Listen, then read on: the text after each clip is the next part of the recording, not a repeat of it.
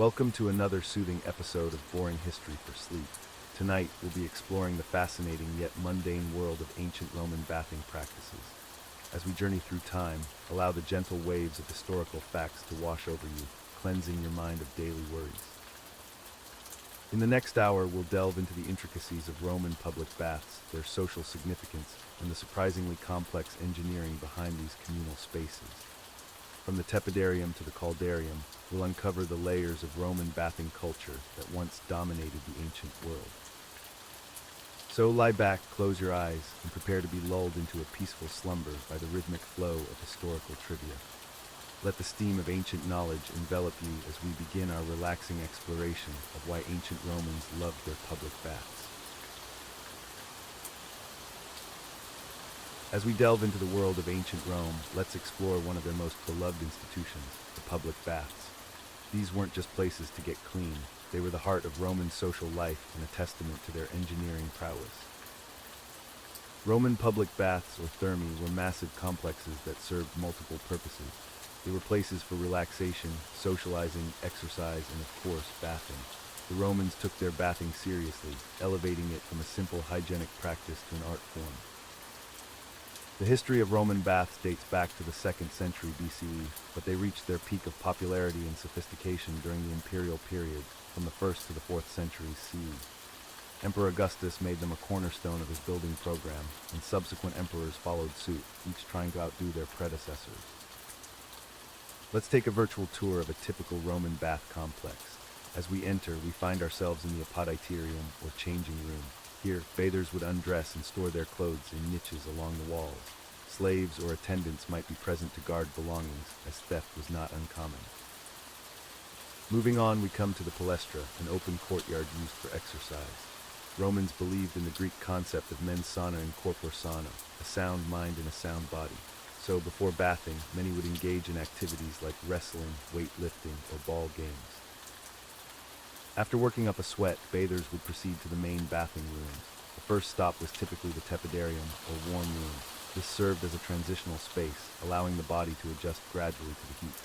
The tepidarium was often richly decorated with mosaics and frescoes, setting the tone for the luxurious experience to come. Next came the caldarium, or hot room. This was the heart of the bathing experience, with temperatures reaching up to 100 degrees Fahrenheit. Here, bathers would sweat profusely, opening their pores and cleansing their skin. The heat was generated by an ingenious underfloor heating system called a hypocaust, where hot air circulated beneath raised floors. For those who could stand even more heat, there was often a laconicum, or steam room. This small, circular room was the hottest in the complex, designed to induce intense sweating. After the heat came the cold. Bathers would plunge into the frigidarium, a cold pool that served to close the pores and invigorate the body. This alternation between hot and cold was believed to have numerous health benefits.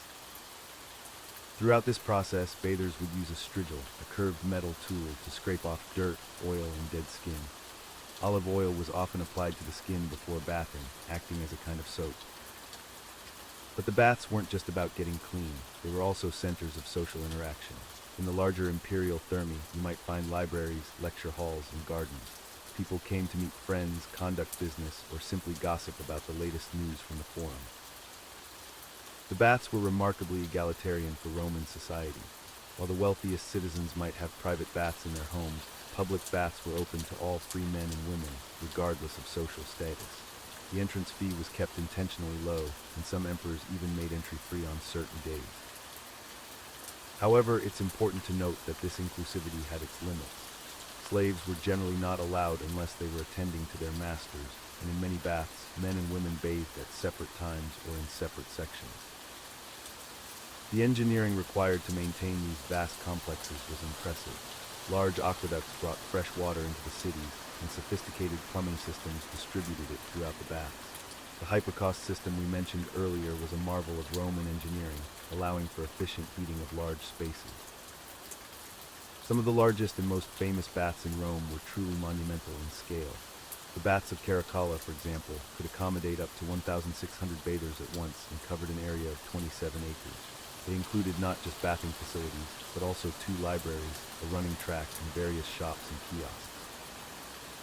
The importance of baths in Roman culture can't be overstated. They were seen as a mark of civilization and were one of the first things Romans would build when settling new territories. From Britain to North Africa, the remains of Roman baths can still be found today. The fall of the Western Roman Empire in the 5th century CE led to the decline of these grand bathing complexes in much of Europe. However, the tradition continued in the Eastern Empire, influencing the hammams of the Islamic world and the public baths of the Byzantine Empire. In some places, like the city of Bath in England, the Roman bathing tradition has been revived in modern times. The Roman baths in Bath, built around natural hot springs, have been restored and are now a major tourist attraction, giving visitors a glimpse into this fascinating aspect of Roman life. As we reflect on the Roman baths, we can see how they encapsulated so much of what made Roman civilization unique. They combined practical hygiene with social interaction, engineering prowess with artistic beauty, and public service with imperial grandeur. In many ways, they were a microcosm of Roman society itself. The legacy of Roman baths extends beyond just the physical structures. The concept of public bathing as a social activity, the use of water for both health and pleasure, and the idea of thermal spas all owe something to this Roman tradition. So the next time you visit a modern spa or thermal bath, remember that you're participating in a tradition that stretches back over 2,000 years to the heart of ancient Rome. The Romans may be long gone, but their love of a good bath lives on. As we delve deeper into the soothing embrace of history, let's transition to our first sleep story. Remember, these tales are designed to gently lull you into a peaceful slumber. If you find yourself drifting off, that's perfectly fine. In fact, it's encouraged. Let the soft cadence of historical facts carry you away to dreamland. Before we begin, take a moment to adjust your position. Ensure you're comfortably nestled in your bed or favorite resting spot. Perhaps pull your blanket a little closer, allowing its warmth to envelop you like the protective walls of an ancient Roman bathhouse. As you settle in, take a deep breath. Inhale slowly, counting to 4. Hold it for a moment, then exhale gradually, releasing any tension you might be holding. Repeat this a few times, feeling your body sink deeper into relaxation with each breath. Now let your mind's eye conjure up a peaceful scene. Imagine yourself reclining on a soft chaise lounge in a tranquil Roman villa. The gentle sound of a nearby fountain provides a soothing backdrop. The air is warm and fragrant with the scent of blooming flowers from the garden. As we prepare to explore the fascinating world of Roman baths, allow your thoughts to flow like the warm waters that once filled these ancient structures. Let go of any worries or concerns about your day. They can wait until morning. For now, you're safe in this historical haven we've created together. In a moment, we'll begin our journey through time, exploring the social and cultural significance of Roman baths. But for now, simply focus on the rhythm of your breathing. Let each inhale bring a sense of calm, and each exhale carry away any remaining tension. Remember, there's no need to actively memorize or retain any information. Your only task is to listen and relax. If your mind wanders, gently guide it back to the sound of my voice. Let the facts and stories wash over you like the soothing waters of an ancient bath. As we transition into our first sleep story, allow yourself to drift. Whether you fall asleep now or later, know that you're exactly where you need to be. Now, let's immerse ourselves in the warm, comforting waters of Roman history. As we delve deeper into the annals of ancient Roman history, let's turn our attention to the fascinating daily life in Pompeii.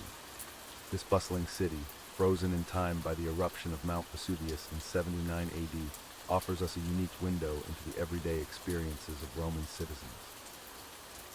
Pompeii was a thriving commercial center, nestled in the shadow of Mount Vesuvius. Its streets were lined with shops, taverns, and homes, each telling a story of the vibrant life that once filled this ancient city. The layout of Pompeii followed the typical Roman grid system, with main streets called Decumanus and Cardo intersecting at right angles. The day in Pompeii would begin early, with the first light of dawn. Shopkeepers would open their businesses, setting out their wares for the day's trade. Bakers would fire up their ovens, filling the air with the aroma of fresh bread. The streets would soon come alive with the chatter of citizens and the clatter of carts on the stone-paved roads. One of the most important aspects of daily life in Pompeii was the Forum. This central square served as the heart of the city, both literally and figuratively. Here, citizens would gather to discuss politics, conduct business, and socialize. The forum was surrounded by important buildings such as the basilica, where legal matters were settled, and various temples dedicated to the Roman gods. Religion played a significant role in the lives of Pompeians. In addition to the grand temples in the forum, small shrines called lareria could be found in many homes. These were dedicated to the household gods, or lares, who were believed to protect the family. Daily offerings and prayers at these shrines were a common practice among Pompeian families. Education in Pompeii followed the Roman model, with children from wealthy families receiving instruction in reading, writing, and arithmetic. The walls of Pompeii provide evidence of widespread literacy, with numerous graffiti and election notices found throughout the city. This suggests that even many common citizens had at least a basic level of education. The economy of Pompeii was diverse and thriving. The city was known for its production of garum, a fermented fish sauce that was popular throughout the Roman world. Vineyards and olive groves in the surrounding countryside provided wine and olive oil, both for local consumption and export. The port of Pompeii facilitated trade with other parts of the empire, bringing in exotic goods and luxuries. For entertainment, Pompeians had access to a variety of options. The amphitheater, capable of seating up to 20,000 spectators, was the venue for gladiatorial contests and other spectacles. These events were not just entertainment, but also served as a way for local elites to gain popularity by sponsoring games. The city also boasted 2 theaters for dramatic performances and musical events. Public baths were another crucial aspect of daily life in Pompeii.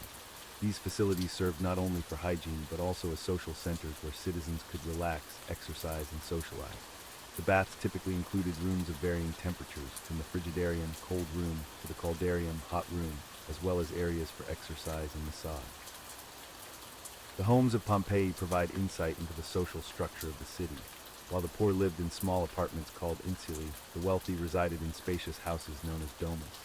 These larger homes often featured an atrium, a central courtyard open to the sky, which served as the main living space. Many of these houses were adorned with beautiful frescoes and mosaics, some of which have survived to this day. Meals in Pompeii typically consisted of bread, cheese, fruits, and vegetables, with meat being a luxury reserved for special occasions or the wealthy. Wine was the preferred beverage, often mixed with water. The discovery of numerous thermopolia or fast food establishments in Pompeii suggests that many citizens frequently ate out, purchasing ready-made meals from these street-side counters. As evening approached, the streets of Pompeii would begin to quiet. Oil lamps would be lit in homes and shops, casting a warm glow through windows. The wealthier citizens might host dinner parties, where guests would recline on couches and enjoy multiple courses of food accompanied by wine and entertainment. It's important to note that life in Pompeii wasn't always idyllic. The city faced challenges such as water shortages, which were addressed through an extensive system of aqueducts and public fountains. There's also evidence of political rivalries and social tensions, as revealed by election graffiti and legal documents found in the city. The preservation of Pompeii allows us to see the less glamorous aspects of Roman life as well. The city had a complex system of sewers and drains to manage waste, although the streets were often dirty and littered with refuse. Stray dogs and other animals roamed the streets, as evidenced by their fossilized remains found during excavations. Despite these challenges, the overall picture that emerges of daily life in Pompeii is one of a bustling, vibrant city. Its citizens went about their lives, working, worshiping, and enjoying leisure activities, unaware of the looming disaster that would preserve their city for posterity. The eruption of Mount Vesuvius in 79 AD brought this thriving community to an abrupt end. However, the very event that destroyed Pompeii also ensured its immortality. The layers of ash and pumice that covered the city preserved it in remarkable detail, providing us with an unparalleled snapshot of daily life in an ancient Roman city. As we reflect on the daily life in Pompeii, we're reminded of the timeless aspects of human existence. Despite the vast differences in technology and culture, we can recognize familiar patterns of work, leisure, and social interaction. The study of Pompeii continues to this day, with new discoveries constantly shedding light on the lives of those who called this ancient city home.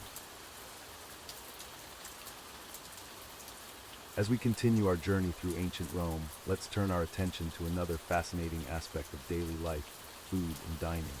The Romans had a complex and varied culinary culture that reflected their society's structure and values. Roman meals were typically divided into 3 main parts: breakfast, lunch, and dinner. Breakfast, or intaculum, was usually a light affair consisting of bread dipped in wine, cheese, fruits, and sometimes leftovers from the previous night's dinner. This meal was often eaten quickly, as Romans were eager to start their day's activities. The midday meal called prandium was also relatively simple. It might include cold meats, bread, cheese, and fruits. Many Romans ate this meal while going about their daily business, much like how we might grab a quick sandwich during our lunch break today. But it was the evening meal known as cena that was the main event of the Roman dining day. This meal could last for hours and was as much a social occasion as it was about sustenance. Wealthy Romans would often host elaborate dinner parties, inviting friends, colleagues, and important connections to dine with them. These dinner parties were held in a special room called the triclinium. The room was furnished with 3 couches arranged in a U-shape around a central table. Guests would recline on these couches while eating, propped up on their left elbow. This practice of dining while reclining was considered very sophisticated and was a sign of one's social status. The cena typically consisted of 3 courses. The first course, called gustatio, was similar to what we might call appetizers today. It included items like eggs, vegetables, and vinegar, small fish, or shellfish. This course was meant to stimulate the appetite for the main meal to come. The main course, or primi mensi, was the most substantial part of the meal. It often featured several dishes of meat, which could include pork, beef, chicken, or game animals like hare or boar. Fish was also popular, especially for those living near the coast. These main dishes were accompanied by various vegetable sides and sauces. The final course, called secondi mensi, was essentially the dessert course. It typically included fresh or dried fruits, nuts, and sometimes sweet cakes or pastries. The Romans had a particular fondness for fruit, and wealthy households might have served exotic fruits imported from far-flung corners of the empire. Throughout the meal, wine was consumed, but not in its pure form as we might drink it today. Romans typically mixed their wine with water, believing that drinking undiluted wine was a mark of barbarism. The ratio of water to wine could vary, but it was often around 3 parts water to 1 part wine. It's important to note that this elaborate style of dining was primarily enjoyed by the upper classes. The majority of Romans who were poor or of modest means had a much simpler diet. Their meals often consisted of a porridge called poules, made from grains like wheat or barley, supplemented with whatever vegetables or small amounts of meat they could afford. One staple of the Roman diet, enjoyed by rich and poor alike, was bread. Bakeries were common in Roman cities, and bread was produced in a variety of forms. The quality of the bread often reflected the social status of those consuming it, with the wealthy enjoying finer, whiter breads while the poor made do with coarser, darker varieties. The Romans also had their own version of fast food. In cities, many people, especially those of the lower classes, lived in apartments without cooking facilities. To cater to these urban dwellers, food stalls and small eateries called thermopolia were common. These establishments served hot and cold foods that could be taken away or sometimes eaten on the premises. Roman cuisine was influenced by the vast expanse of their empire. As Roman power spread across the Mediterranean and beyond, new ingredients and cooking techniques were incorporated into their culinary repertoire. Spices from the east, olive oil from Spain, and wines from Gaul all found their way onto Roman tables. One particularly prized ingredient in Roman cooking was garum, a fermented fish sauce that was used to add flavor to many dishes. It was somewhat similar to modern Southeast Asian fish sauces. Garum was so popular that it was produced on an industrial scale and exported throughout the empire. The Romans also had a sweet tooth, though their concept of desserts was quite different from ours. They didn't have sugar as we know it, instead using honey as their primary sweetener. Fruits were often served candied or preserved in honey. A popular sweet treat was globi, small fried cheese and semolina balls that were rolled in honey and poppy seeds. Interestingly, some foods that we strongly associate with Italian cuisine today were unknown to the ancient Romans. Tomatoes, for instance, didn't arrive in Europe until after the discovery of the Americas. The same is true for potatoes, corn, and chocolate. On the other hand, some ingredients that were common in Roman times have fallen out of favor, such as the herb silphium, which was so popular it was harvested to extinction. Roman dining etiquette was quite elaborate, especially at formal dinner parties. Guests would arrive wearing special dining clothes, and a host would carefully consider the seating arrangement based on the social status of the attendees. The most honored guest would be placed to the left of the host on the middle couch. During these formal dinners, entertainment was often provided. This could include music, poetry recitals, or even acrobatic performances. The quality and extravagance of both the food and the entertainment were ways for the host to display their wealth and social standing. The Romans also had some interesting beliefs about food and health. They followed the theory of the four humors, believing that different foods could affect the balance of these humors in the body. This led to certain foods being prescribed for medicinal purposes. For example, lettuce was thought to be good for staying awake, while onions were believed to help with vision. As we wrap up our exploration of Roman food and dining, it's clear that meals were about much more than just sustenance. They were a reflection of social status, a means of political networking, and a way to enjoy life's pleasures. From the simple pools of the common people to the lavish banquets of the elite, food played a central role in Roman daily life, much as it continues to do in our own society today. As we continue our journey through ancient Rome, let's turn our attention to the fascinating world of Roman fashion and clothing. The attire worn by Romans was not just a matter of practicality, but also a reflection of social status, occupation, and even political allegiance. The most iconic piece of Roman clothing was undoubtedly the toga. This large, draped garment was made from a single piece of wool cloth, typically measuring about 18 feet long and 6 feet wide. Contrary to popular belief, the toga was not worn by all Romans all the time. In fact, it was reserved for formal occasions and was primarily worn by male citizens. The process of putting on a toga was quite complex and often required the assistance of a slave or servant. It would be carefully draped around the body, with one end thrown over the left shoulder, wrapped around the back, and then brought forward under the right arm. The remaining fabric would then be draped over the left arm, creating the distinctive folds and drapes we associate with Roman fashion. Different types of togas signified various ranks and positions in Roman society. For instance, the toga praedexta, which had a purple border, was worn by magistrates and freeborn boys. The toga pulla, a dark-colored toga, was worn during periods of mourning. Perhaps the most prestigious was the toga picta, a purple toga embroidered with gold thread, which was worn by victorious generals during triumphs and later became the official dress of emperors. While the toga was the formal wear of choice for everyday activities, Romans preferred the tunic. This was a simple garment, similar to a long shirt that was worn by both men and women. Tunics were typically made of wool or linen and could be sleeveless or have short sleeves. The length of the tunic often indicated social status, with those of the upper classes wearing longer tunics that reached to the ankles. Women's clothing in ancient Rome was somewhat different from men's. The primary garment for women was the stola, a long pleated dress worn over a tunic.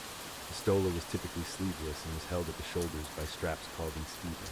Over the stola, women would often wear a palla, a large shawl-like garment that could be draped over the shoulders or head. Roman footwear also varied depending on social status and occasion. The most common type of shoe was the calceus, a leather boot that covered the entire foot and often extended up the ankle. Senators wore a special type of calceus with red straps and a crescent-shaped buckle. For indoor wear, Romans often used sandals called soli, which they would remove when reclining at dinner parties. Interestingly, the colors of clothing in ancient Rome held significant meaning. While the common people typically wore undyed wool, which was a dull beige color, the wealthy could afford dyed fabrics. Purple was particularly prized and was associated with power and wealth. In fact, during certain periods of Roman history, the wearing of purple was restricted to the emperor and his family. Roman hairstyles and grooming practices were also an important aspect of their fashion. For men, a clean-shaven face and short hair were the norm during the Republic and early Empire. This changed somewhat during the later Empire when beards came into fashion. Women's hairstyles were often elaborate, with complex arrangements of curls and braids. Wealthy women might use wigs made from the hair of slaves or hair dyes to achieve the desired look. Jewelry was another important element of Roman fashion, particularly for women. Gold was the preferred metal, and gemstones such as emeralds, pearls, and sapphires were highly prized. Common jewelry items included rings, necklaces, bracelets, and earrings. Some jewelry pieces had practical uses as well, such as fibulae, which were decorative pins used to fasten clothing. The Romans also had specific clothing for different professions and roles in society. Soldiers, for instance, wore a distinctive uniform that included a tunic, a belt called a cingulum militare, and a cloak known as a sagum. Gladiators had their own unique attire, often designed to represent different fighting styles or nationalities. It's worth noting that Roman fashion was not static and evolved over the centuries of the empire's existence. Influences from conquered territories, particularly Greece and the East, brought new styles, fabrics, and accessories into Roman fashion. For example, silk, which was imported from China via the Silk Road, became increasingly popular among the wealthy, despite initial resistance from conservatives who saw it as overly luxurious and effeminate. Roman children's clothing was generally a simplified version of adult attire. Boys wore a tunic, and upon coming of age, they would ceremonially don the toga virilis, marking their transition to manhood. Girls wore tunics and sometimes a simple stola, transitioning to more adult styles as they grew older. The production of clothing in ancient Rome was a significant industry. While many Romans made their own clothes at home, there were also professional weavers, dyers, and tailors. The wool trade was particularly important, with sheep farming being a major agricultural activity. Linen, imported from Egypt, was another common fabric, especially for undergarments due to its lightness and breathability. As we conclude our exploration of Roman fashion, it's clear that clothing in ancient Rome was far more than just a means of covering the body. It was a complex system of social signifiers, a reflection of the empire's economy and trade networks, and an ever-evolving art form. From the dignified folds of a senator's toga to the practical tunic of a common laborer, Roman clothing tells us a great deal about the structure and values of this fascinating civilization. In our next segment, we'll delve into another intriguing aspect of Roman life, continuing our journey through the everyday experiences of these ancient people. But for now, let the gentle rustle of togas and the soft padding of sandaled feet lull you into a peaceful slumber as we leave the world of Roman fashion behind. As we delve deeper into the intricacies of ancient Roman life, let's turn our attention to their housing and architecture. Roman dwellings and structures were as diverse as the empire itself, ranging from modest apartments to sprawling villas, and from utilitarian buildings to grand public monuments. In the bustling cities of the Roman Empire, the most common type of housing was the insula, or apartment building. These multi-story structures housed the majority of the urban population, particularly the lower and middle classes. Insulae could reach up to 7 stories high, a remarkable feat of engineering for the time. The ground floor of an insula typically contained shops or taverns, while the upper floors were divided into individual apartments. As you might expect, the higher floors were less desirable due to the risk of fire and the difficulty of carrying water up numerous flights of stairs. The wealthiest residents occupied the lower floors, while the poorest lived in the attics. Insulae were often built quickly and cheaply, leading to concerns about their structural integrity. The Roman architect Vitruvius wrote extensively about the dangers of poorly constructed apartment buildings, and emperors like Augustus and Nero implemented building codes to improve safety standards. In contrast to the crowded insulae, wealthy Romans resided in domus, or single-family homes. These spacious dwellings were typically single-story structures built around a central atrium, an open-roofed interior court that served as the heart of the home. The atrium usually featured an impluvium, a shallow pool that collected rainwater from the compluvium, an opening in the roof above. The layout of a typical domus included several key areas. The vestibulum, or entrance hall, led to the atrium. Off the atrium, you would find the tablinum, the office or reception room of the paterfamilias, the male head of the household. The triclinium, or dining room, was another important space where the family would entertain guests. Bedrooms, known as cubicula, were typically small and sparsely furnished. These rooms often opened onto the atrium or peristyle garden, a colonnaded courtyard that became increasingly popular in later Roman architecture. For the wealthiest Romans, particularly those living outside the crowded cities, the villa represented the height of luxury. These country estates combined elements of both working farms and lavish retreats. Villas could be enormous complexes, featuring multiple buildings, extensive gardens, and even private baths. One of the most famous examples of a Roman villa is Hadrian's villa near Tivoli. Built in the 2nd century CE, this sprawling complex covered an area of about 120 hectares and included palaces, theaters, baths, libraries, and extensive gardens. It serves as a testament to the grandeur and sophistication of Roman architectural design. Moving beyond private dwellings, Roman public architecture was equally impressive and diverse. The Romans were master engineers and builders, creating structures that have endured for millennia. Their use of concrete, arches, and vaulted ceilings allowed them to construct buildings on a scale previously unimaginable. One of the most iconic Roman structures is the Colosseum, also known as the Flavian Amphitheater. Completed in 80 CE, this massive arena could seat up to 50,000 spectators and was used for gladiatorial contests, animal hunts, executions, reenactments of famous battles, and other public spectacles. The Colosseum's design is a marvel of Roman engineering. Its elliptical shape allowed for optimal viewing from all seats, while its complex system of underground chambers and elevators facilitated the staging of elaborate events.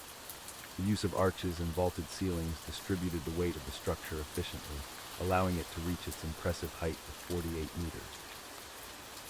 Another quintessential example of Roman architecture is the Pantheon in Rome. Built during the reign of Hadrian in the 2nd century CE, the Pantheon is remarkable for its massive dome, which remained the largest in the world for over 1,300 years. The oculus, an opening at the apex of the dome, allows natural light to illuminate the interior in a dramatic fashion. The Pantheon's dome is a testament to the Romans' mastery of concrete. The composition of the dome varies, with heavier materials used at the base and lighter materials, such as pumice, used near the top to reduce the overall weight. This ingenious design has allowed the structure to survive for nearly 2 millennia. Roman architecture also included numerous practical structures that improved daily life in the empire.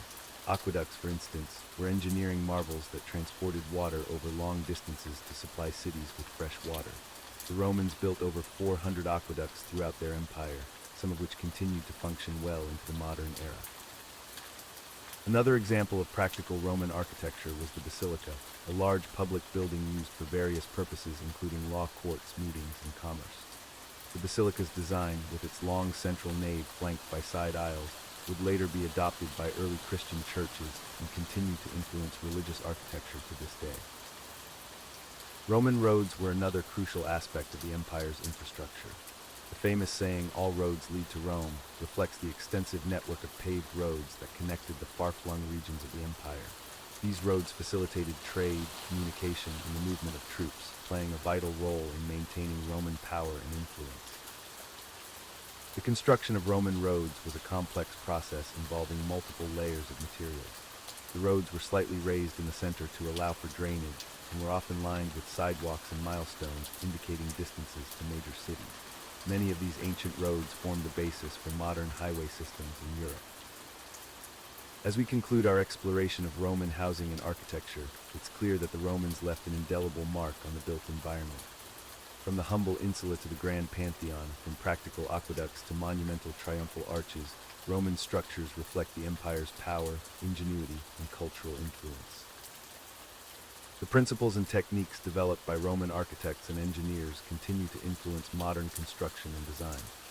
As you drift off to sleep, perhaps you'll dream of walking through the streets of ancient Rome, marveling at the towering insulae, the elegant domus, and the awe-inspiring public monuments that once defined one of the greatest civilizations in history. As we continue our journey through ancient Roman history, let's turn our attention to a topic that might make you feel grateful for modern healthcare: ancient Roman medicine. While the Romans made some advancements in medical knowledge, their practices were often a mix of superstition, practical observations, and what we might consider questionable treatments today. Roman medicine was heavily influenced by Greek medical traditions, particularly the teachings of Hippocrates. The Romans adopted and adapted many Greek medical practices, but they also developed their own unique approaches to healthcare. One of the most important figures in Roman medicine was Galen, a Greek physician who lived in the 2nd century AD. Galen's theories and writings dominated Western medical thought for over 1,000 years. He believed in the theory of the 4 humors: blood, phlegm, yellow bile, and black bile. According to this theory, an imbalance in these humors was the cause of illness. Roman doctors would attempt to restore balance to the humors through various methods. One common practice was bloodletting, where they would deliberately remove blood from a patient to treat a wide range of ailments. This practice, while now known to be harmful in most cases, was believed to be an effective treatment for everything from fevers to mental disorders. Another interesting aspect of Roman medicine was the use of herbal remedies. The Romans were quite knowledgeable about various plants and their medicinal properties.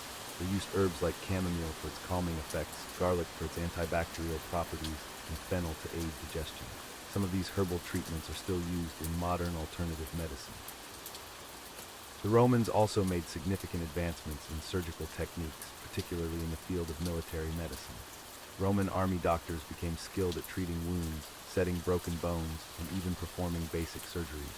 They developed specialized medical tools, some of which bear a striking resemblance to modern surgical instruments. One area where Roman medicine excelled was in public health and sanitation. The Romans understood the importance of clean water and proper waste disposal in preventing disease.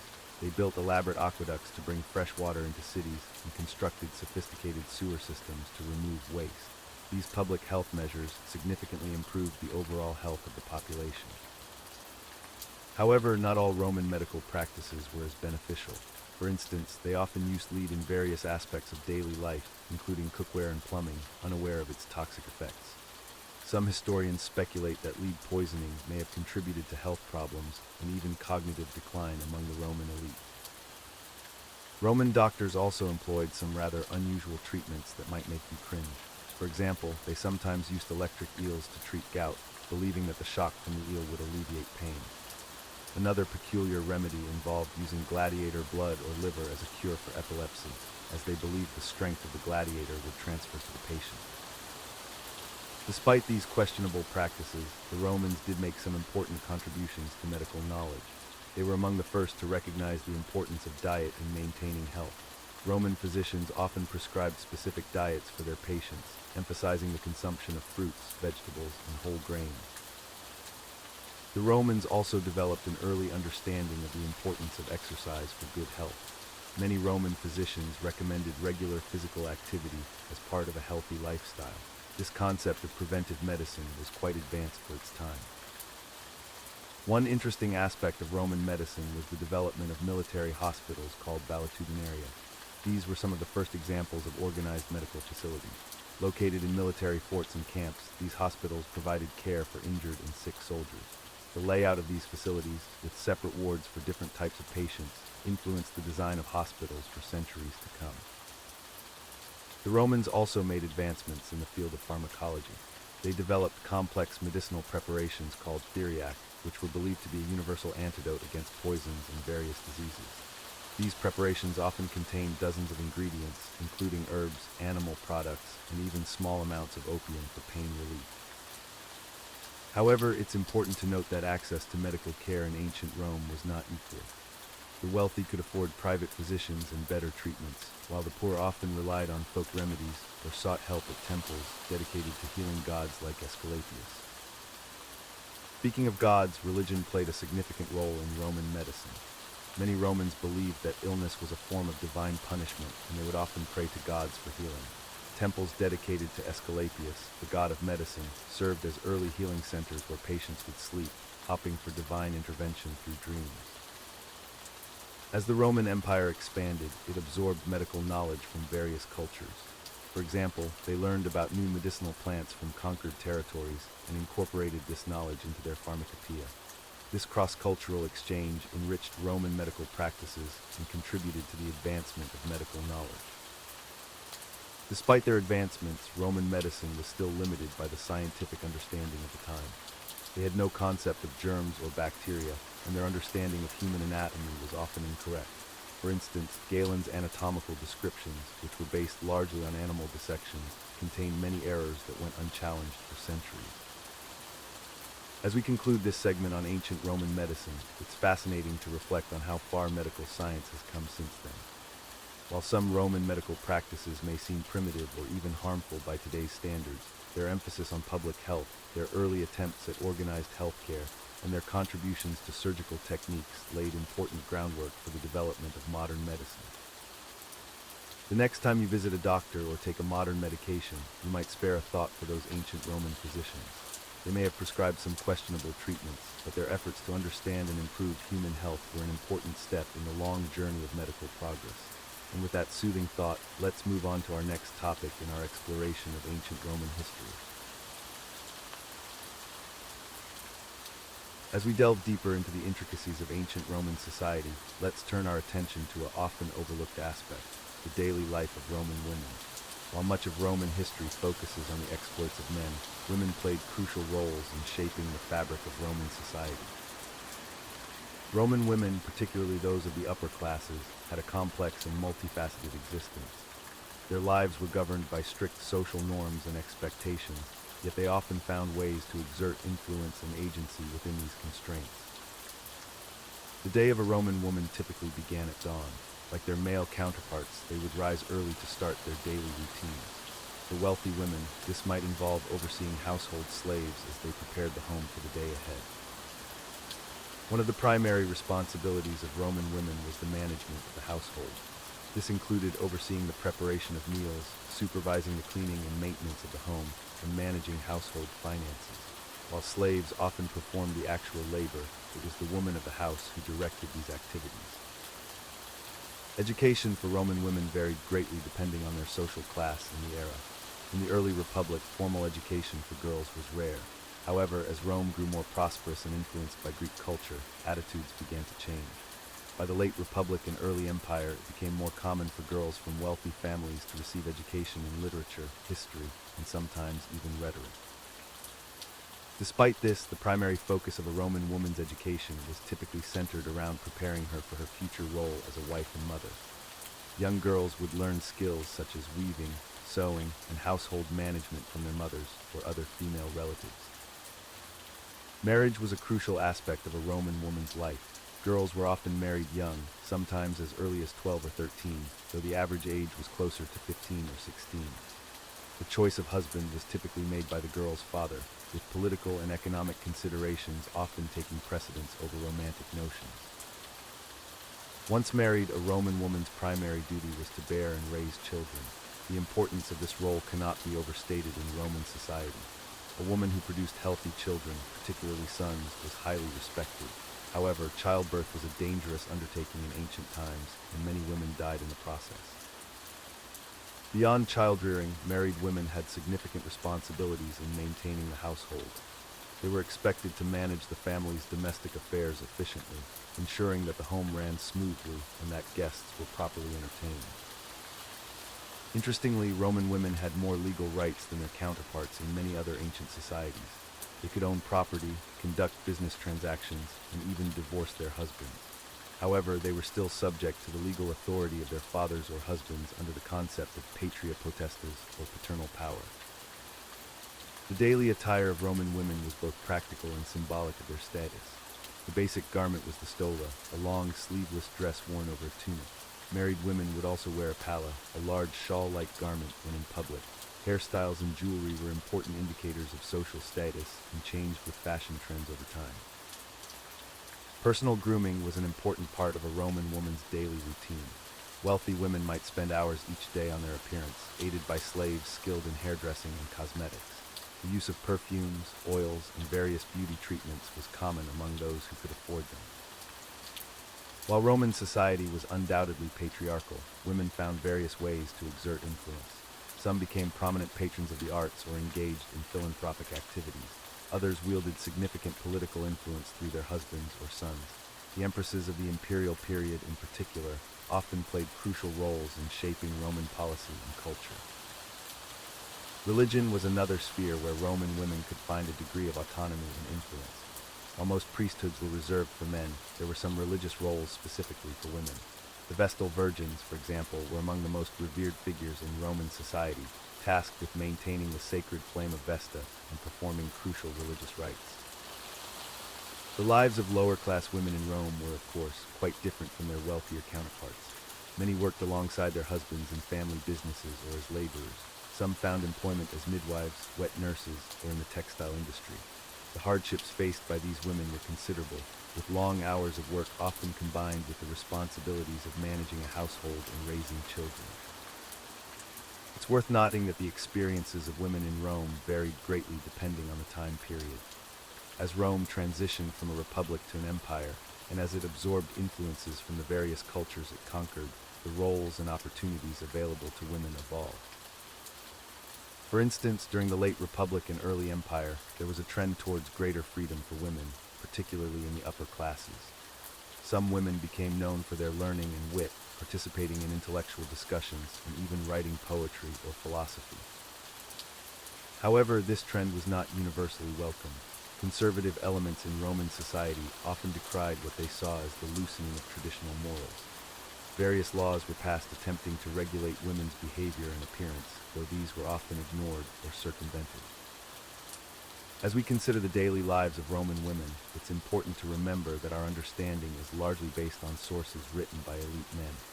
The voices of women themselves, particularly those of lower classes, are largely absent from the historical record. This makes it challenging to get a complete picture of their experiences and perspectives. Nevertheless, the evidence we do have paints a picture of women who, despite significant societal constraints, often found ways to assert their agency and influence their world. From managing households to shaping political decisions, from religious devotion to artistic patronage, Roman women were integral to the functioning and development of one of history's most influential civilizations. As we conclude this segment on the daily lives of Roman women, we're left with an appreciation for the complexity of their experiences. Far from being mere background figures in Roman history, women were active participants in shaping their society, even if their contributions were not always recognized or recorded. In our next segment, we'll explore another fascinating aspect of Roman life, continuing our journey through the everyday experiences of this ancient civilization. But for now, let the gentle rhythms of history lull you towards peaceful slumber. As we continue our journey through ancient Rome, let's turn our attention to the realm of education and literacy. The Roman approach to learning was as pragmatic as it was diverse, reflecting the complex social structure of their society. In the early days of Rome, education was primarily a family affair.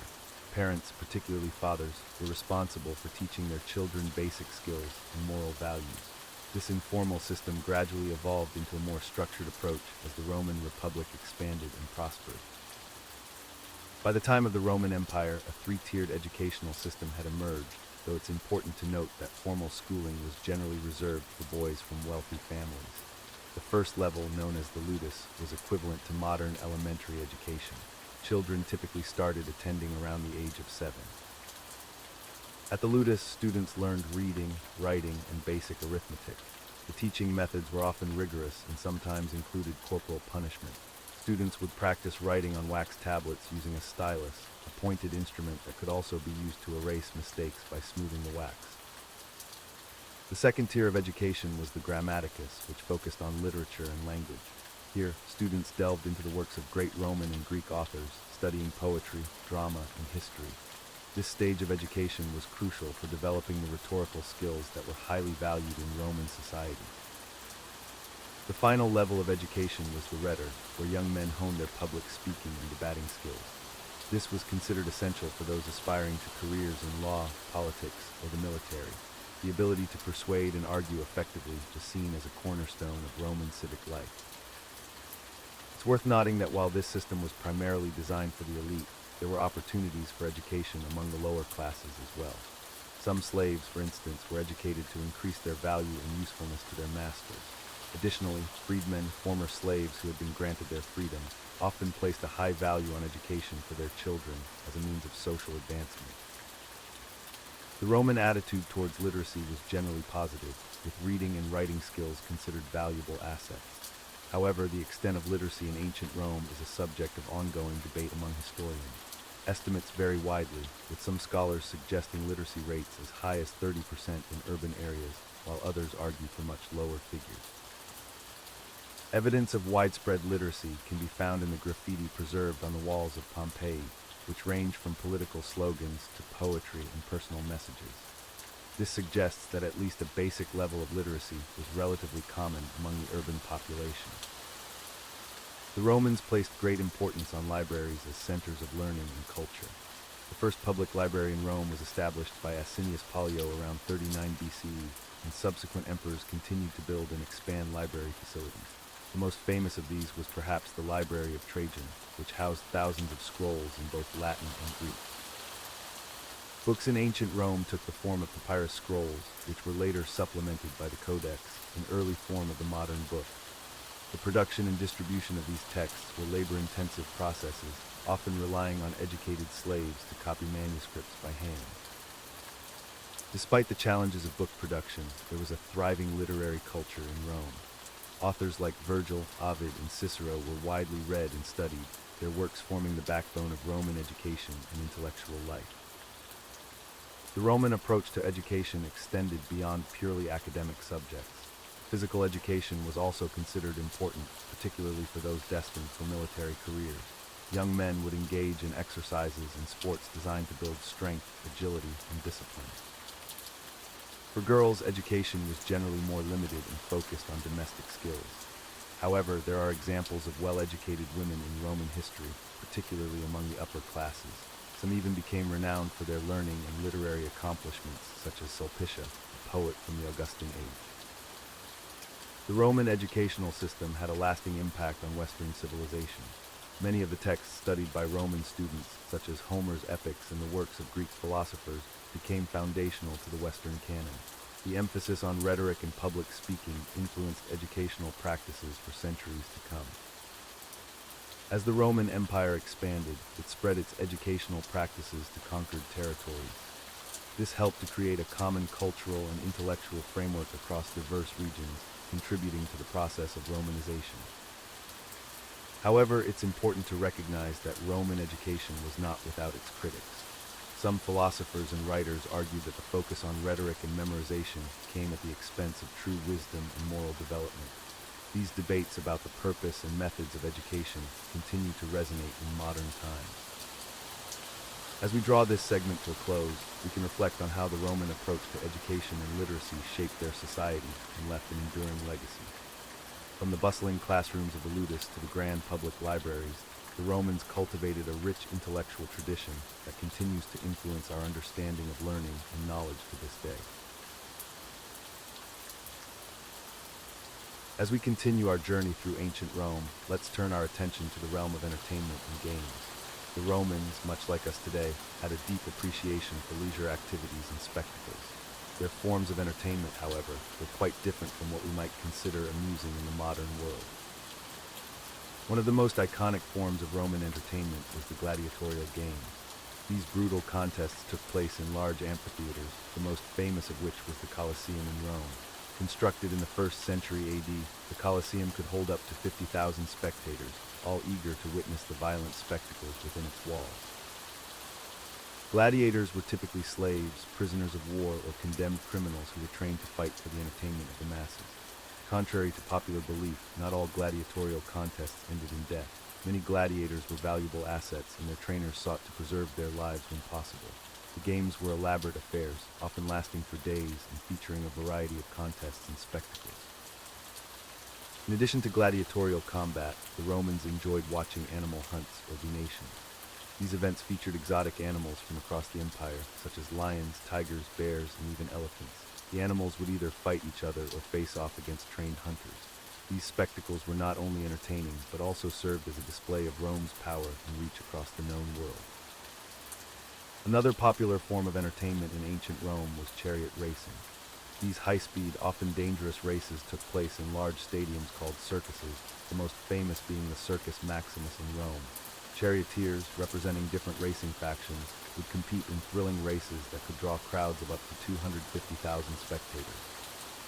The races were not just about sport. They also had political and social significance, with different factions gaining support from various segments of society. The Romans also enjoyed theatrical performances, which had their roots in Greek drama. Roman theater encompassed a wide range of genres, including comedy, tragedy, and mime. These performances were held in large, open-air theaters and were often part of religious festivals. Unlike modern theater, Roman plays frequently featured stock characters and plots that were familiar to the audience, with the emphasis being on the actors' performances rather than the novelty of the story. In addition to these large-scale entertainments, Romans also engaged in various smaller-scale games and pastimes. Board games were popular, with games like tabula similar to backgammon and la truncula, a strategy game resembling chess being common in Roman households. Dice games were also widespread, despite periodic attempts by authorities to curb gambling. For the more athletically inclined, the Romans had their own version of ball games. One popular game was harpastum, a rough team sport that involved keeping possession of a small, hard ball. This game was particularly popular among soldiers and was seen as good training for military service. Public baths, which we discussed earlier, were not just places for cleansing and socializing. They also served as centers for various forms of entertainment. Many bath complexes included libraries, lecture halls, and exercise areas. Some even had their own theaters or amphitheaters for performances and contests. It's worth noting that entertainment in ancient Rome was not just for the masses. The elite had their own forms of amusement, often centered around lavish dinner parties called convivia. These events would feature not just elaborate meals, but also music, dance performances, poetry recitations, and philosophical discussions. The Romans also enjoyed various festivals throughout the year, many of which had religious origins but evolved into large-scale entertainment events. The Saturnalia, for example, was a winter festival honoring the god Saturn. It featured role reversals between masters and slaves, gift-giving, and general merrymaking. Another important festival was the Ludi Romani, or Roman Games, which included both religious ceremonies and public entertainments like chariot races and theatrical performances. As Rome's power and wealth grew, so did the scale and extravagance of its entertainments. Emperors often used grand spectacles as a way to curry favor with the populace and demonstrate their generosity and power. The phrase bred in circuses, panem et circenses, originated in this context, referring to the practice of keeping the population content through free food and entertainment.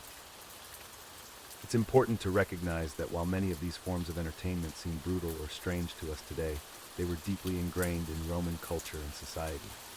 They reflected the values, beliefs, and social structures of the time, and played a crucial role in Roman life, from the humblest plebeian to the emperor himself. As we reflect on the entertainment and games of ancient Rome, we can see both similarities and stark differences with our own forms of amusement. While we may no longer enjoy gladiatorial combat or animal hunts, our love of sports, theater, and spectacle certainly has its roots in these ancient pastimes. The Romans, like us, sought diversion, excitement, and a sense of community through their entertainment, even if the forms it took were quite different from what we enjoy today. As we continue our journey through ancient Rome, let's turn our attention to the religious practices that shaped Roman society. Religion was an integral part of daily life for the Romans, influencing everything from politics to personal behavior. Roman religion was polytheistic, meaning they worshipped many gods and goddesses. The Roman pantheon was extensive, with deities presiding over various aspects of life. Some of the major gods included Jupiter, the king of the gods, Mars, the god of war, Venus, the goddess of love, and Minerva, the goddess of wisdom. Unlike modern monotheistic religions, Roman religion didn't have a central holy text or a unified set of beliefs. Instead, it focused on the practice of rituals and the maintenance of good relations with the gods through offerings and sacrifices. One of the most important aspects of Roman religious life was the concept of pax deorum, or peace of the gods. Romans believed that maintaining proper religious observances would ensure the gods' favor and protection for their city and empire. Public religious ceremonies were a common sight in ancient Rome. These rituals were often elaborate affairs involving processions, animal sacrifices, and feasts. The Pontifex Maximus, the high priest of Rome, oversaw many of these ceremonies. Interestingly, during the imperial period, the emperor himself often held this position, further cementing the connection between religion and state power. The Romans had a unique practice called evocatio, where they would attempt to persuade the patron god of an enemy city to abandon their charges and come to Rome. This practice reflected the Roman belief in the power of their own gods and their ability to assimilate foreign deities. Another fascinating aspect of Roman religion was the importance of augury, the practice of interpreting the will of the gods by observing natural phenomena, particularly the flight patterns of birds. Augurs, the priests who performed these divinations, held significant political power, as important decisions were often delayed or altered based on their interpretations. The Romans also practiced a form of ancestor worship. They believed that the spirits of their deceased relatives, known as manes, could influence the world of the living. Families would leave offerings at the graves of their ancestors and celebrate festivals like the Parentalia to honor them. The Roman calendar was closely tied to religious observances. Each month had its own festivals and holy days. For example, the Saturnalia, celebrated in December, was one of the most popular festivals. It involved role reversals between masters and slaves, gift-giving, and general merrymaking. As Rome expanded its empire, it encountered and absorbed many foreign cults. The worship of Isis from Egypt, Mithras from Persia, and Cybele from Anatolia became popular, especially among soldiers and traders who traveled throughout the empire. This religious syncretism was a hallmark of Roman culture, reflecting their ability to adapt and incorporate foreign elements. The Romans also practiced the imperial cult, which involved the worship of deceased emperors and sometimes living ones. This practice helped to unify the diverse peoples of the empire under a common religious observance and reinforce the emperor's authority. Roman temples were central to religious life. Unlike modern churches, these temples were not generally used for congregational worship. Instead, they housed the statue of the god or goddess and served as a place for priests to perform rituals and for individuals to leave offerings. The Vestal Virgins were a unique and important part of Roman religion. These were priestesses dedicated to Vesta, the goddess of the hearth. They were charged with maintaining the sacred fire in the temple of Vesta, which was believed to be crucial for the well-being of Rome. The Vestals took a vow of chastity and served for 30 years, after which they were free to marry if they chose. Roman religious practices also included domestic worship. Each household had its own shrine, called a lararium, where the family would make daily offerings to the Lares and Penates, protective spirits of the home and family. The Romans were generally tolerant of other religions, as long as they didn't threaten public order or Roman authority. This tolerance, however, had its limits. The early Christians, for example, faced persecution because they refused to participate in the imperial cult and were seen as a threat to Roman social and political stability. As we near the end of this segment, it's worth noting how deeply intertwined religion was with every aspect of Roman life. From personal devotions to state ceremonies, from birth to death, religious observances marked the rhythm of Roman existence. This pervasive influence of religion helps us understand the Roman worldview and the motivations behind many of their actions and decisions. In our next segment, we'll explore another fascinating aspect of ancient Roman society, continuing our journey through the less discussed corners of this remarkable civilization. But for now, let the soothing monotony of Roman religious practices lull you closer to sleep. As we delve deeper into the annals of Roman history, let's turn our attention to the daily life of Roman soldiers, a topic that, while fascinating, might just lull you into a peaceful slumber. The Roman army was a formidable force that played a crucial role in the expansion and maintenance of the vast Roman Empire. But what did the average day look like for these stalwart defenders of Rome? Let's begin with the early morning routine. Roman soldiers typically rose before dawn, awakened by the sound of a trumpet or horn. This early start was essential for maintaining discipline and readiness. The first task of the day was often a rigorous training session, designed to keep the soldiers in peak physical condition. These training exercises were diverse and challenging. They included marching drills, weapons practice, and mock battles. The soldiers would don their full armor, which could weigh up to 30 kilograms, and practice formations and maneuvers. This daily training ensured that the Roman army remained one of the most efficient and effective fighting forces in the ancient world. After their morning exercises, the soldiers would break for their first meal of the day. This meal, known as intaculum, was usually simple fare. It might consist of porridge made from wheat or barley, perhaps accompanied by some bread and cheese. Occasionally, they might have some dried fruit or leftovers from the previous evening's meal. Following their breakfast, the soldiers would engage in various duties around the camp or fort. These tasks were essential for maintaining the army's infrastructure and readiness. Some soldiers might be assigned to guard duty, patrolling the perimeter of the camp or standing watch at key points. Others might be involved in construction work, repairing fortifications, or building new structures. Maintenance of equipment was another crucial daily task. Soldiers were responsible for keeping their weapons and armor in good condition. This involved cleaning, sharpening, and repairing their gear. The Roman army's attention to equipment maintenance was one of the factors that contributed to its long-term success. As the day progressed, soldiers might engage in more specialized training or duties depending on their role within the army. For example, cavalrymen would spend time caring for their horses and practicing mounted combat techniques. Archers would focus on improving their accuracy and range. Engineers might work on siege equipment or plan fortifications. Around midday, the soldiers would have their main meal of the day, known as prandium. This was typically a more substantial affair than breakfast. It might include bread, cheese, vegetables, and sometimes meat. The Roman army understood the importance of proper nutrition for maintaining the soldiers' strength and health. In the afternoon, soldiers might continue with their assigned duties or engage in additional training. Some time might also be set aside for rest and recovery, recognizing the importance of preventing exhaustion among the troops.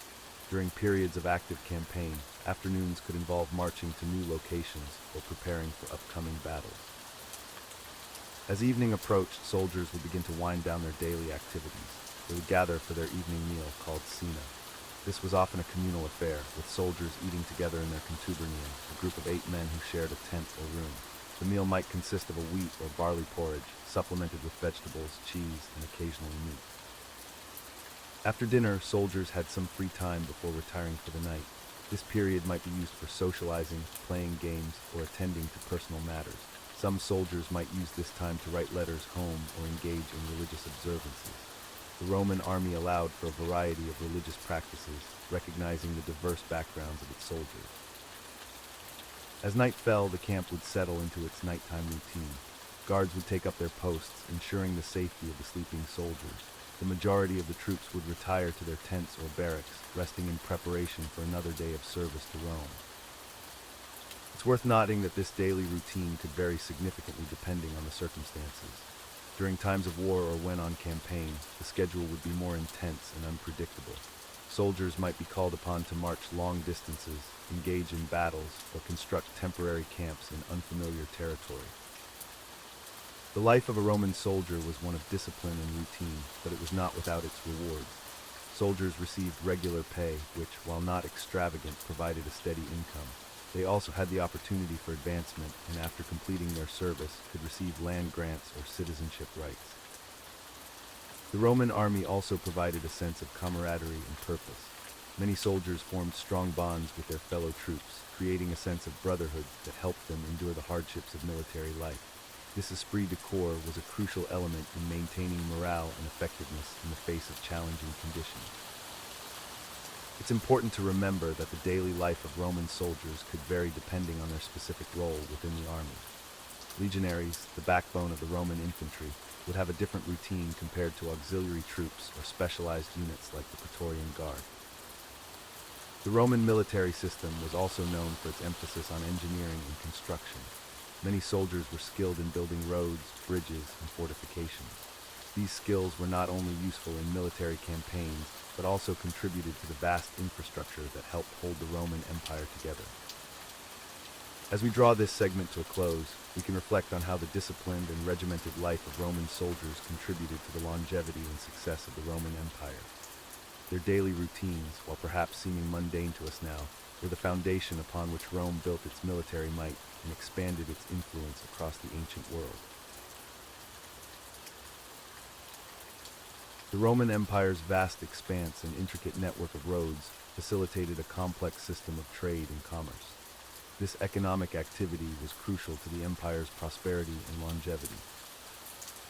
Roman trade routes extended far beyond the empire's borders, reaching as far as India and China. The famous Silk Road, while not entirely controlled by Rome, played a significant role in connecting the empire to distant lands. Within the empire, trade was facilitated by a standardized currency system.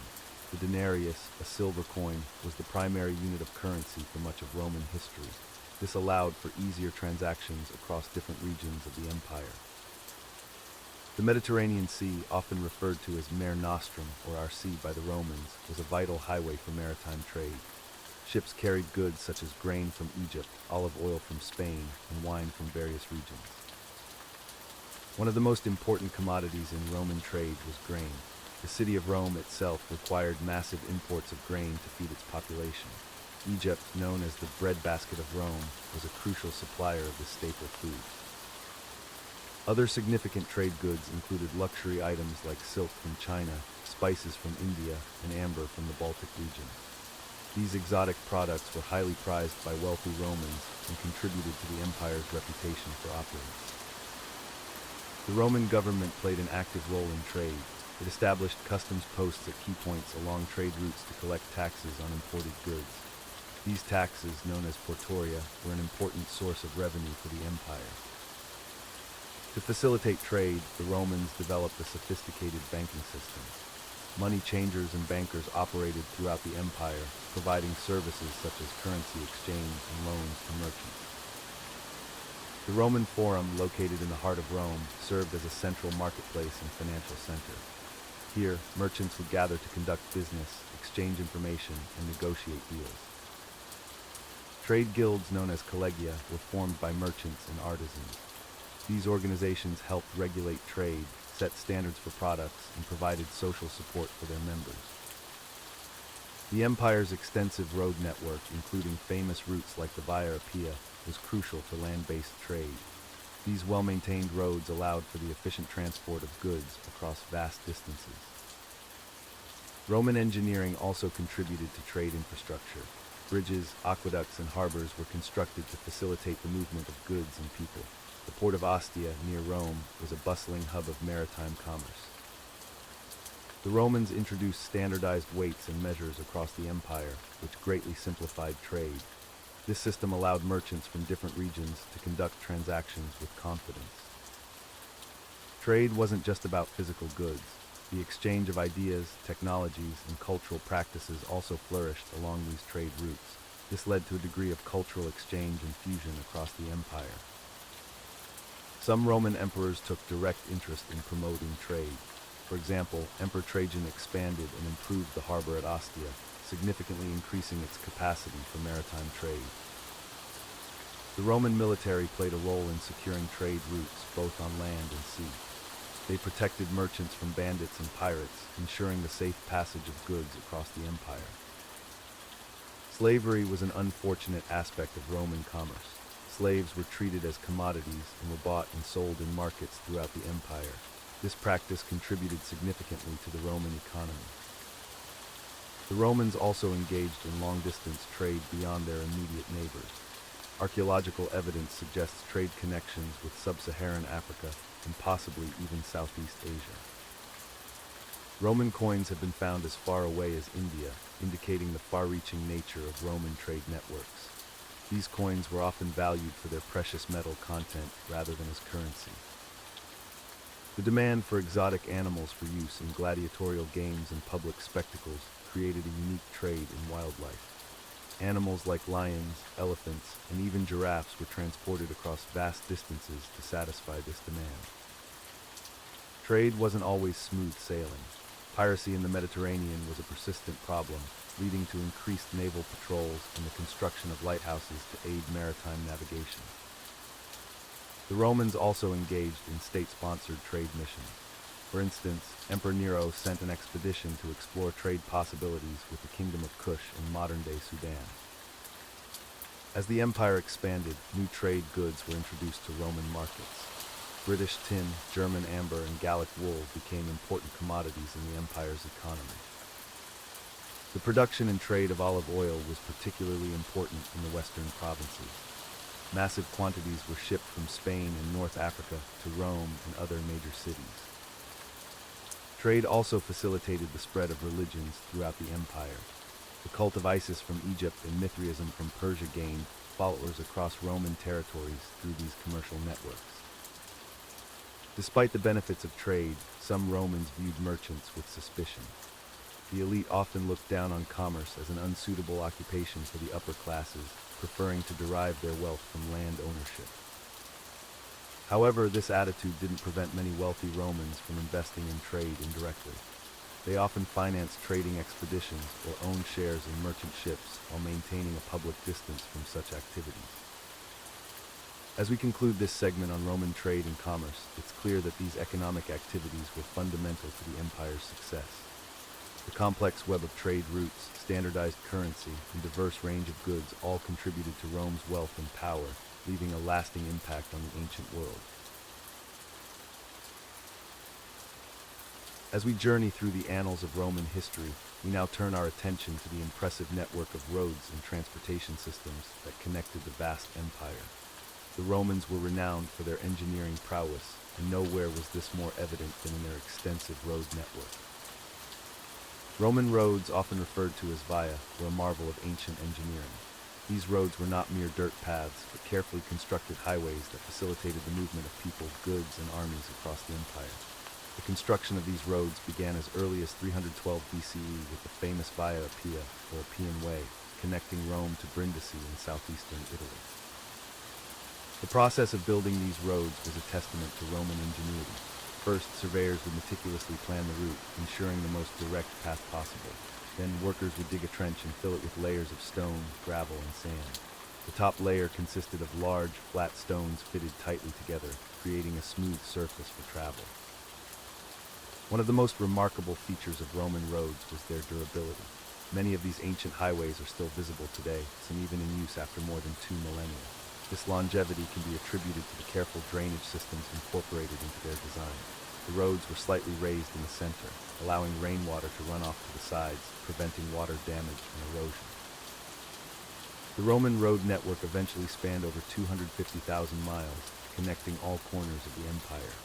This extensive system allowed for unprecedented mobility and communication across vast distances. Couriers could travel up to 50 miles per day, carrying messages and official documents to the farthest reaches of Roman territory. These roads were not just functional, they were also symbols of Roman power and civilization. As the saying goes, all roads lead to Rome, and indeed, the road network was designed with the capital at its center. This centralization helped maintain Roman control over distant provinces and facilitated the spread of Roman culture and ideas.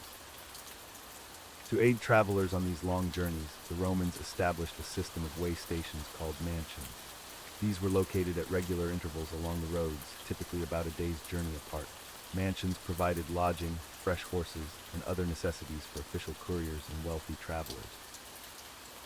For those who couldn't afford to stay at mansions, there were more modest accommodations called kopani. These roadside inns offered basic food and shelter to travelers of more modest means. The existence of these various lodging options along the roads speaks to the diverse array of people who made use of the Roman transportation network. While the roads were the backbone of Roman transportation, they weren't the only means of travel. The Romans also made extensive use of water transportation, both on rivers and across the Mediterranean Sea. River barges were commonly used to transport heavy goods, as water transport was often more efficient than overland routes for bulky cargo. Maritime trade was particularly important for the Roman economy. Large merchant ships would sail across the Mediterranean, carrying grain from Egypt, olive oil from Spain, and a myriad of other goods from across the empire. The port of Ostia at the mouth of the Tiber River became a bustling hub of commerce, receiving ships from all corners of the Roman world. To facilitate this maritime trade, the Romans constructed numerous harbors and lighthouses along their coastline. One of the most famous was the Pharos of Alexandria, considered one of the 7 wonders of the ancient world. This massive lighthouse, standing over 300 feet tall, guided ships safely into the important port of Alexandria for centuries. For personal transportation within cities, wealthy Romans often used litters carried by slaves. These were essentially enclosed chairs or couches that allowed the occupant to be transported through the crowded streets without having to walk.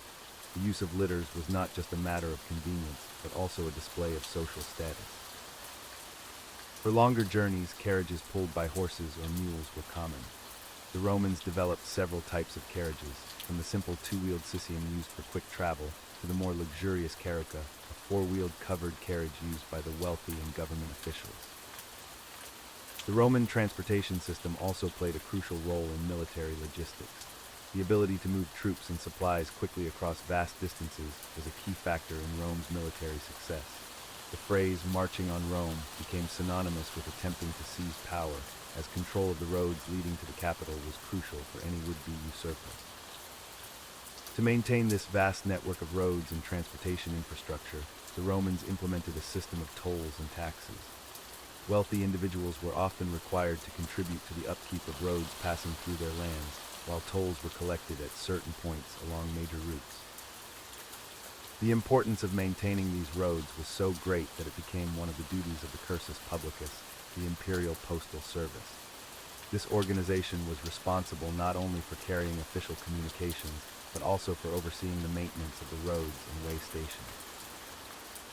As we reflect on the Roman transportation system, it's clear that it was far more than just a network of roads. It was a complex and well-organized infrastructure that facilitated trade, communication, and the spread of Roman culture across a vast empire. The roads and transportation methods developed by the Romans laid the foundation for many of the transportation systems we still use today. In many ways, the Roman approach to transportation and infrastructure mirrors our modern globalized world. Just as Roman roads connected distant provinces to the heart of the empire, our highways, railways, and air routes connect cities and countries across the globe. The Roman emphasis on efficient transportation and communication continues to influence how we think about infrastructure and connectivity in the modern world. As we conclude this segment on Roman roads and transportation, we can appreciate how these ancient innovations continue to shape our understanding of efficient travel and commerce. The next time you drive on a straight, well-maintained road, you might just be experiencing a small echo of the grand Roman transportation network that once spanned continents. As we delve into the realm of ancient Roman agriculture, we find ourselves amidst vast fields of grain and sprawling olive groves that once sustained one of the greatest empires in history. The Romans, known for their engineering marvels and military prowess, were equally adept at cultivating the land and developing sophisticated agricultural practices. Roman agriculture was not merely a means of sustenance, but a cornerstone of their economy and society. The importance of farming was deeply ingrained in Roman culture, with early Roman literature often glorifying the virtuous farmer and the pastoral ideal. Even as Rome expanded and urbanized, agriculture remained a fundamental aspect of Roman life and identity. One of the key features of Roman agriculture was the development of large estates known as latifundia. These vast agricultural complexes, often owned by wealthy patricians, were worked by armies of slaves and managed by skilled overseers. The latifundia system allowed for efficient, large-scale production of crops and played a significant role in the Roman economy. The Romans cultivated a wide variety of crops, with wheat being the most important. Wheat was the primary ingredient in bread, the staple food of the Roman diet. Other grains such as barley and millet were also grown, along with legumes like lentils and beans. These crops formed the foundation of the Roman diet and were crucial for feeding the growing population of the empire. Olive cultivation was another cornerstone of Roman agriculture. The olive tree, native to the Mediterranean region, was highly valued for its fruit and oil. Olive oil was not only a crucial component of the Roman diet, but also used for lighting, personal hygiene, and various industrial purposes. The production and trade of olive oil became a significant economic activity throughout the empire. Viticulture, or grape cultivation, was also of great importance in Roman agriculture. Wine was a staple beverage in Roman society, consumed by all social classes. The Romans developed sophisticated techniques for growing grapes and producing wine, and different regions of the empire became known for their distinctive varieties. The trade in wine was extensive, with amphorae of Roman wine found as far as Britain and India. The Romans were innovative in their agricultural practices, developing and improving upon techniques they learned from other cultures.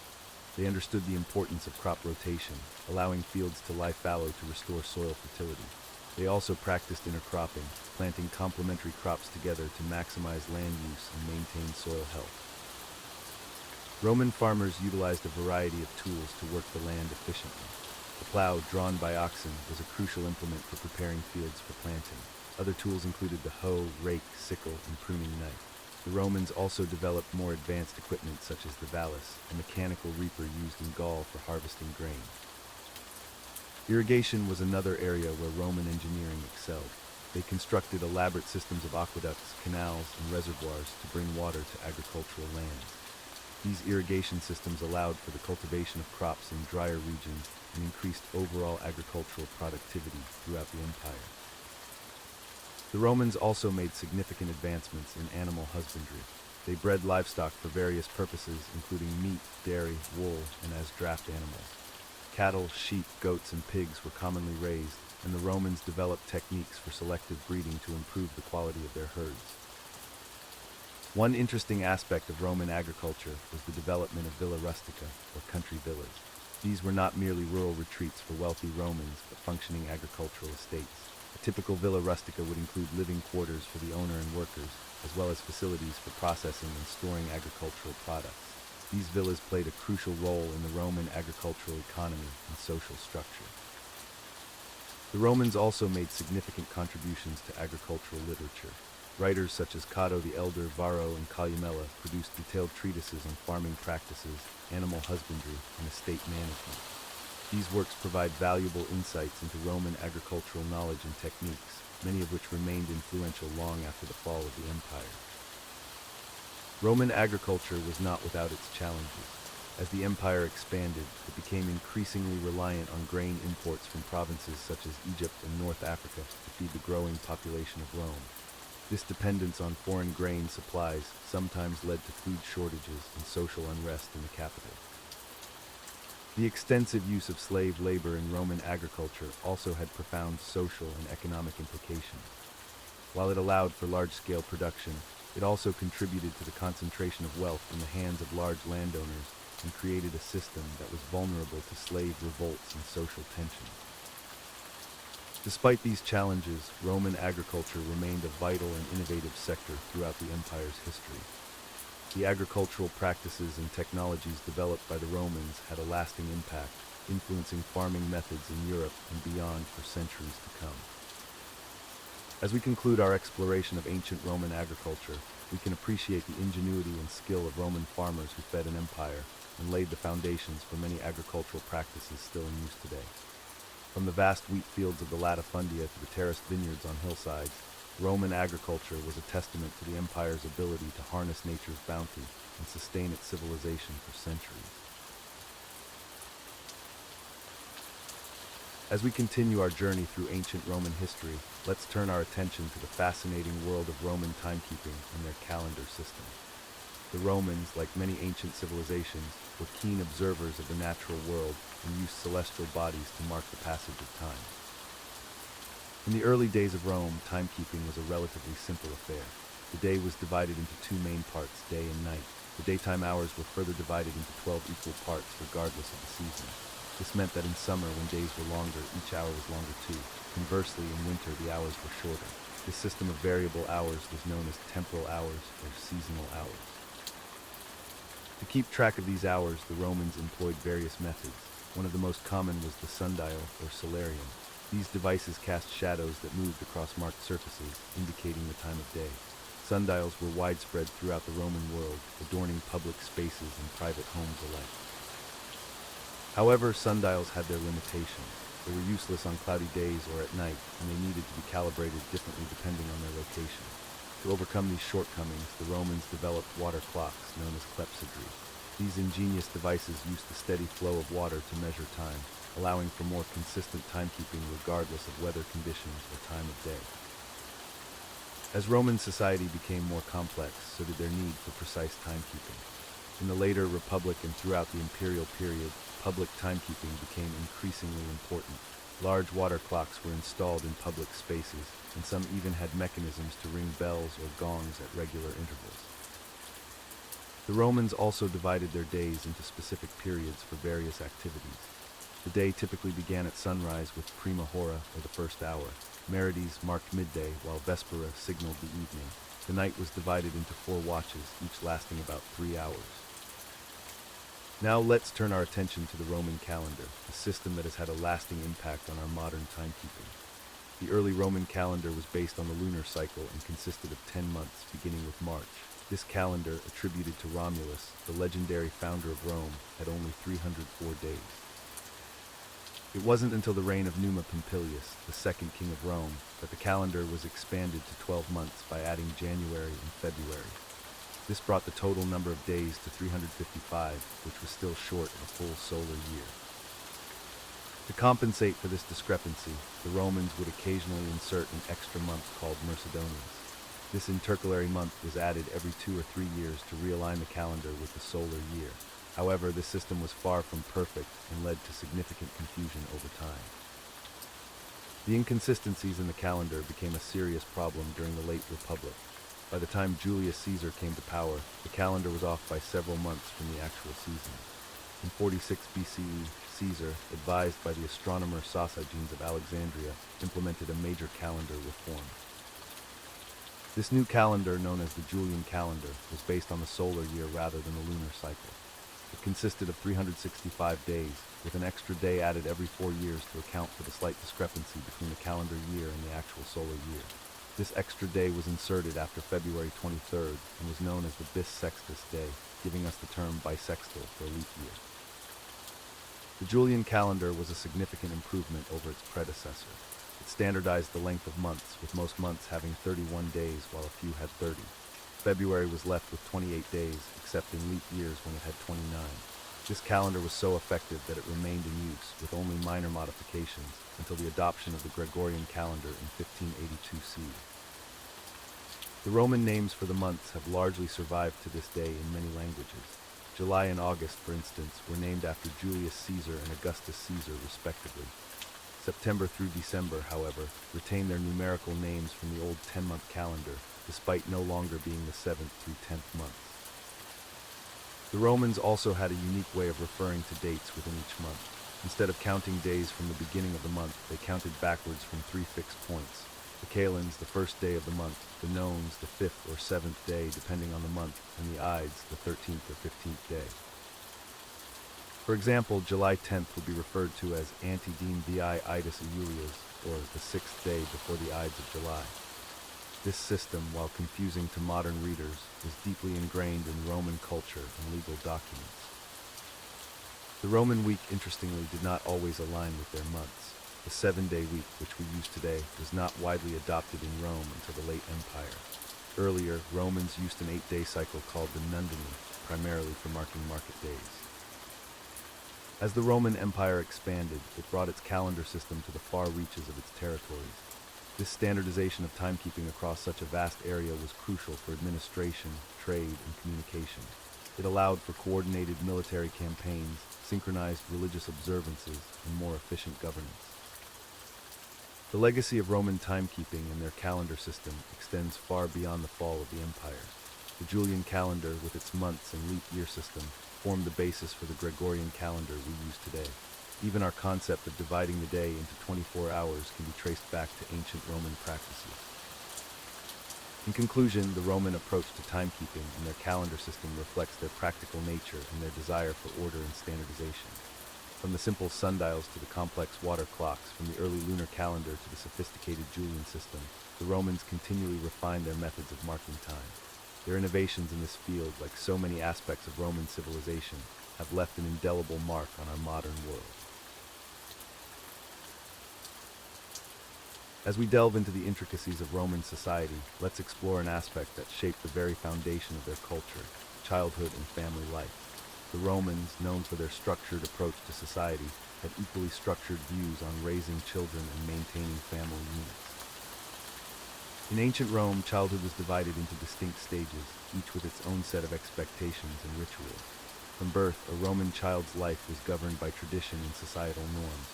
The moment a child was born, the father had the power of patria potestas, or absolute authority over the child's fate. This included the right to accept or reject the newborn. If accepted, the child would be placed at the father's feet. He would then lift the infant, symbolically acknowledging it as his own.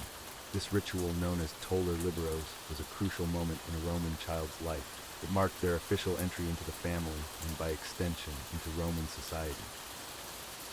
For the first few years of life, Roman children were primarily cared for by their mothers, or in wealthier households, by wet nurses and slaves. During this time, they were given little toys made of wood, clay, or wax.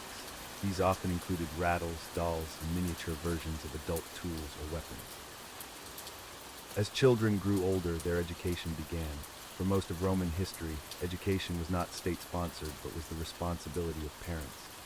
Wealthy families would hire private tutors, while children from less affluent backgrounds might attend schools run by former slaves or low-ranking citizens. The Roman educational system was divided into 3 levels. The first level, for children aged 7 to 11, focused on basic reading, writing, and arithmetic. The second level, for those aged 12 to 16, introduced literature, history, and public speaking. The final level, available only to the wealthiest young men, involved advanced rhetoric and philosophy. It's worth noting that formal education was primarily reserved for boys. Girls were typically educated at home, learning domestic skills from their mothers. However, some upper-class girls did receive a more comprehensive education, including literature and music. Coming of age was a significant milestone in a Roman child's life. For boys, this occurred around the age of 14 to 16, marked by a ceremony called toga virilis. During this ritual, a boy would exchange his childhood toga for the adult toga, symbolizing his transition into manhood and his new status as a citizen. For girls, the transition to adulthood was less formally marked, but was generally considered to occur around the age of 12 to 14, coinciding with the onset of puberty. This was often the age at which girls would be considered ready for marriage. Speaking of marriage, let's explore the Roman approach to this institution. Marriage in ancient Rome was seen as a civic duty and a means of creating alliances between families. The legal age of marriage was 12 for girls and 14 for boys, though it was common for the actual marriage to take place a few years later. Roman marriages were typically arranged by the parents, particularly in upper-class families. The process often involved complex negotiations over dowries and political advantages. Love, while not entirely disregarded, was not considered a primary factor in these arrangements. The most common form of marriage was cum manu, where the bride came under the legal control of her husband. However, as time progressed, sine manu marriages became more popular, allowing women to remain under their father's legal authority and maintain some control over their property. Divorce was relatively easy to obtain in Roman society, particularly for men. A husband could divorce his wife for infertility, adultery, or simply because he no longer wished to be married. Women could also initiate divorce, though it was less common and often more complicated. Within the family unit, the father, or paterfamilias, held supreme authority. This power extended not just over his children, but also over his wife, grandchildren, and any slaves owned by the family. The paterfamilias had the legal right to punish family members, sell them into slavery, or even execute them, though such extreme measures were rare and frowned upon in later periods. Despite this patriarchal structure, Roman mothers played a crucial role in family life. They were responsible for managing the household, overseeing the children's education, and maintaining the family's social connections.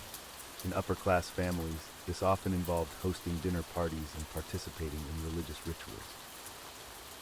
Religion was an integral part of Roman family life. Each household had its own guardian spirits, known as lares and penates, which were worshipped at a small shrine within the home. The paterfamilias acted as the family priest, leading daily rituals and offerings to these household gods. As children grew older, they were expected to contribute to the family's well-being. Sons often followed in their father's footsteps, learning the family trade or pursuing a career in politics or the military. Daughters were prepared for their future roles as wives and mothers, learning to manage a household and raise children. It's important to note that our understanding of Roman family life is primarily based on evidence from upper-class families. The experiences of the lower classes and slaves were likely quite different and are less well documented in historical records.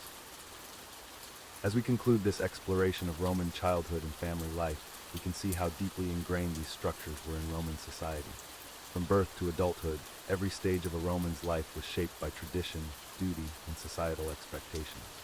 These family dynamics played a crucial role in maintaining the stability and continuity of Roman civilization for centuries.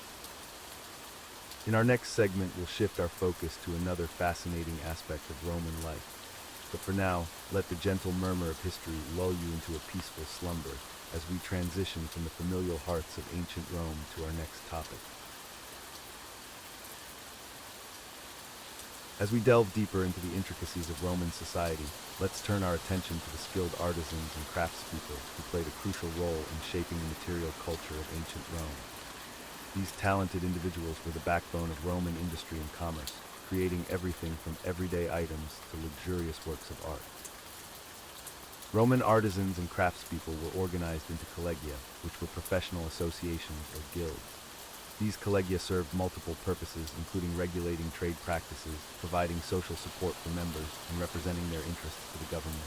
Some of the most prominent collegia included those for metalworkers, stonemasons, carpenters, and textile workers. Let's start with the metalworkers, who were highly respected in Roman society. They worked with various metals, including iron, bronze, gold, and silver. Blacksmiths were particularly important, as they produced tools, weapons, and armor for both civilian and military use. The sound of hammers striking anvils would have been a common backdrop in Roman cities, as blacksmiths forged everything from nails to intricate decorative items. Goldsmiths and silversmiths were among the most skilled artisans, creating exquisite jewelry, tableware, and religious objects. These craftsmen often worked in small workshops, using techniques such as casting, hammering, and engraving to create their masterpieces. The famous Hildesheim treasure discovered in Germany showcases the exceptional skill of Roman silversmiths with its ornate plates, cups, and serving vessels. Stonemasons were another crucial group of artisans in ancient Rome. They were responsible for cutting, shaping, and assembling the stone used in the construction of Rome's impressive buildings and monuments. From the massive blocks used in aqueducts to the delicate carvings adorning temples and public buildings, stonemasons left their mark on every corner of the Roman world. These skilled workers used a variety of tools, including chisels, hammers, and saws, to shape stone into the desired form. They were also adept at using sophisticated techniques like anathyrosis, which involved creating a precise fit between stone blocks by carefully shaping their edges. The precision of Roman stonemasons can still be seen today in structures like the Pantheon, where massive stone blocks fit together seamlessly. Carpenters were equally important in Roman society, working with wood to create a wide range of products.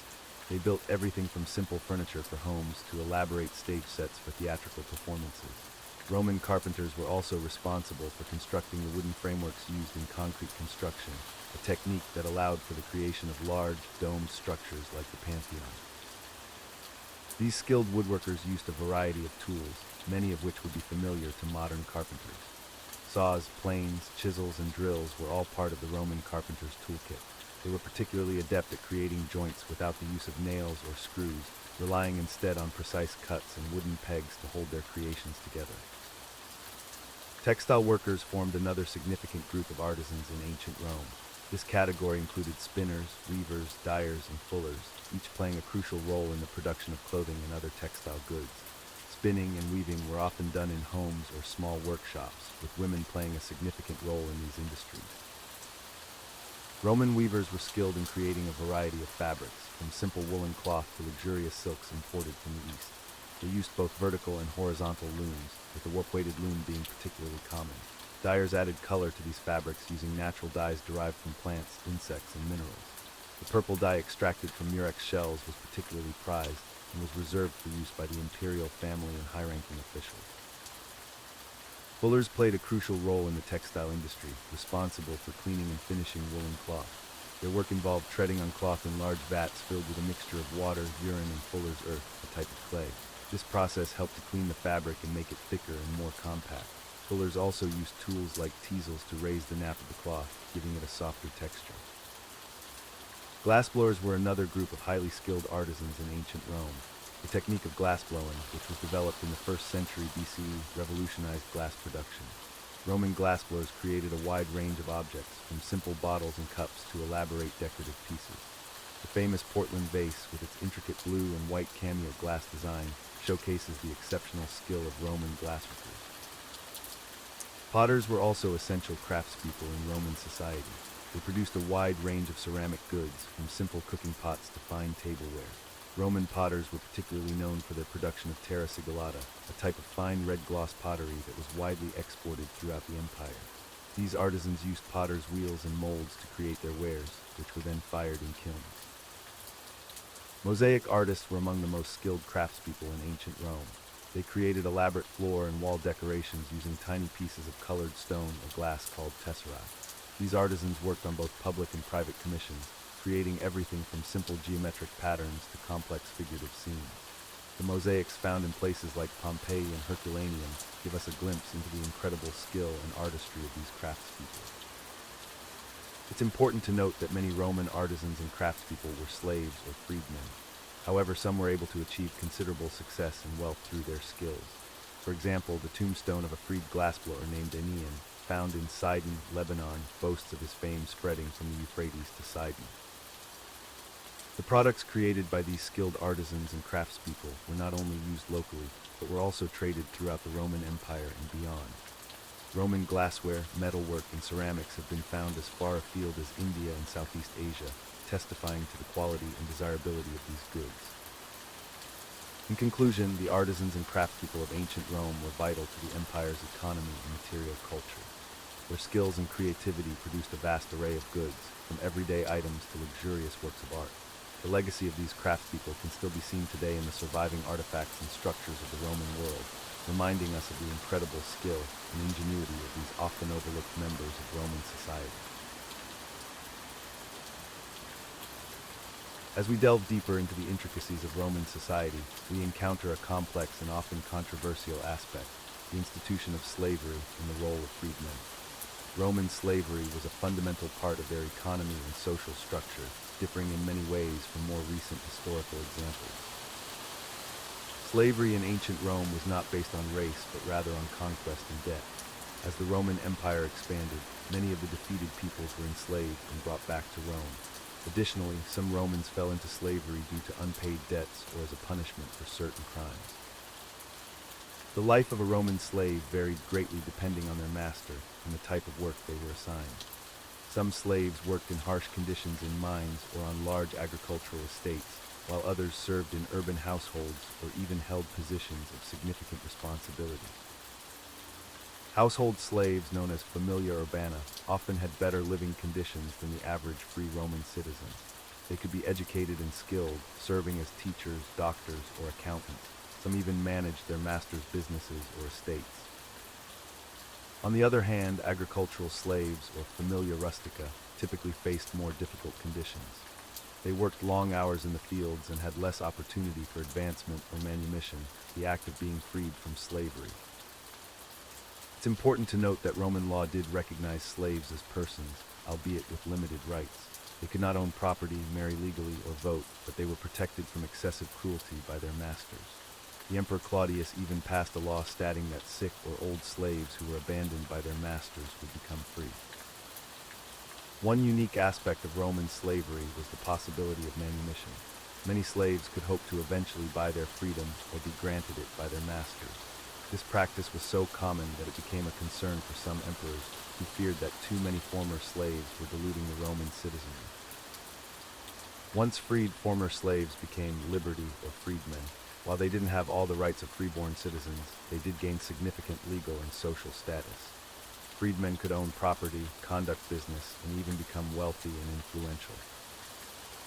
A famous example of a powerful freedman was Tiro, the secretary and friend of the great orator Cicero. Tiro was not only freed by Cicero, but also became his literary executor, preserving and publishing many of Cicero's works after his death. The children of freedmen were considered freeborn and had full citizen rights, allowing for social mobility across generations. This system created a unique dynamic in Roman society, where former slaves and their descendants could rise to prominent positions. However, it's crucial to remember that despite these possibilities for advancement, slavery remained a brutal and inhumane institution. Many slaves lived and died in terrible conditions, never experiencing the possibility of freedom. The relationship between slaves, freedmen, and freeborn citizens was complex and often tense. Some Romans viewed freedmen with suspicion or contempt, while others recognized their contributions to society. This tension is reflected in Roman literature and historical accounts. For instance, the Roman writer Petronius, in his work Satyricon, presents a satirical portrayal of a freedman named Trimalchio. Trimalchio is depicted as a wealthy but vulgar man, embodying what some Romans saw as the worst qualities of nouveau rich former slaves. On the other hand, there were freedmen like Epictetus, who became one of the most respected Stoic philosophers of his time. His teachings on ethics and human freedom ironically stemmed from his early life experiences as a slave. The institution of slavery had a profound impact on Roman economy and culture. It allowed for large-scale agricultural production, elaborate construction projects, and the maintenance of wealthy households. However, it also created a society deeply divided by legal and social status. As the Roman Empire expanded, the slave population grew enormously. By some estimates, during the 1st and 2nd centuries AD, slaves may have accounted for 30–40% of Italy's population. This large slave population led to several slave revolts, the most famous being the rebellion led by Spartacus from 73 to 71 BC. The Spartacus rebellion, while ultimately unsuccessful, shook Rome to its core and highlighted the ever-present tension between slaves and free citizens. It also led to changes in how slaves were treated and managed, with some reforms aimed at preventing future large-scale revolts. As we approach the later periods of the Roman Empire, we see gradual changes in the nature of slavery. Economic shifts and the influence of Stoic philosophy and later Christianity began to alter attitudes towards slaves. Manumission became more common, and the legal protections for slaves were strengthened. However, it's important to note that slavery persisted throughout the Roman period and well into the medieval era. The transition away from slavery was a long and complex process, influenced by economic, social, and religious factors. In conclusion, the institution of slavery and the role of freedmen were integral parts of Roman society, economy, and culture. While it provided opportunities for some individuals to gain freedom and even prosperity, it remained a fundamentally unjust and inhumane system that shaped every aspect of Roman life. As we reflect on this aspect of Roman history, we're reminded of the complex legacy of ancient civilizations, their achievements and their failings, their enduring influences, and the lessons we can learn from their experiences. In our next segment, we'll explore another fascinating aspect of Roman life, continuing our journey through the less discussed corners of this ancient civilization. As we continue our journey through the annals of Roman history, we turn our attention to a topic that might seem mundane at first glance, but was, in fact, crucial to the functioning of the Roman Empire: water management. The Romans were masters of engineering, and their prowess in handling water was no exception. Let's begin with the aqueducts, perhaps the most visible and impressive aspect of Roman water management. These monumental structures were not just feats of engineering, but also symbols of Roman power and ingenuity. The first aqueduct, the Aqua Appia, was built in 312 BCE, marking the beginning of a vast network that would eventually span the empire. Aqueducts were designed to transport water from distant sources to urban centers, often covering great distances. The Aqua Marcia, for instance, stretched over 91 kilometers, delivering fresh spring water to Rome. These structures utilized gravity to move water, with a slight downward gradient carefully maintained over long distances. The construction of aqueducts involved precise surveying and engineering. Roman engineers used simple yet effective tools like the corybates, a leveling instrument, to ensure the proper slope. The aqueducts were typically built of stone, brick, and a special waterproof cement called opus signum. But aqueducts were just the beginning of the Roman water management system. Once the water reached the city, it was distributed through a complex network of pipes and reservoirs. Lead pipes, known as fistulae, carried water to public fountains, baths, and wealthy private homes. The use of lead in these pipes has been a subject of much debate among historians, with some suggesting it might have contributed to health issues in ancient Rome. Public fountains were a common sight in Roman cities, providing free water to the general population. These fountains were not just functional, but often decorative, adorned with sculptures and intricate designs. They served as gathering places and helped maintain public hygiene by providing a constant supply of fresh water. The Romans also developed sophisticated systems for water storage. Large cisterns were built to collect and store rainwater, providing a backup supply during dry periods or in case of siege. The Piscina Mirabilis near Naples, for example, could hold up to 12,600 cubic meters of water. Equally important to bringing water into the city was the task of removing wastewater. The Romans constructed elaborate sewer systems, with the Cloaca Maxima in Rome being the most famous example. This great sewer, parts of which are still in use today, was built in the 6th century BCE and played a crucial role in draining the Roman Forum and carrying waste to the Tiber River. The management of water resources extended beyond urban areas. In rural regions, the Romans implemented advanced irrigation techniques to support agriculture. They built dams, reservoirs, and canals to control water flow and distribute it to farmlands. The Cornalvo Dam in Spain, built in the 1st or 2nd century CE, is a testament to their skill in this area. One fascinating aspect of Roman water management was their use of water power. While not as widespread as in later periods, the Romans did employ water wheels for milling grain and other industrial processes. The complex at Barbegal in southern France, with its series of water wheels, is often considered the world's first industrial plant. The Romans also recognized the importance of water quality. They preferred spring water over river water and went to great lengths to protect water sources. Frontinus, a Roman water commissioner, wrote extensively about water management, including methods for measuring water flow and detecting leaks in the system. In many ways, the Roman approach to water management was ahead of its time.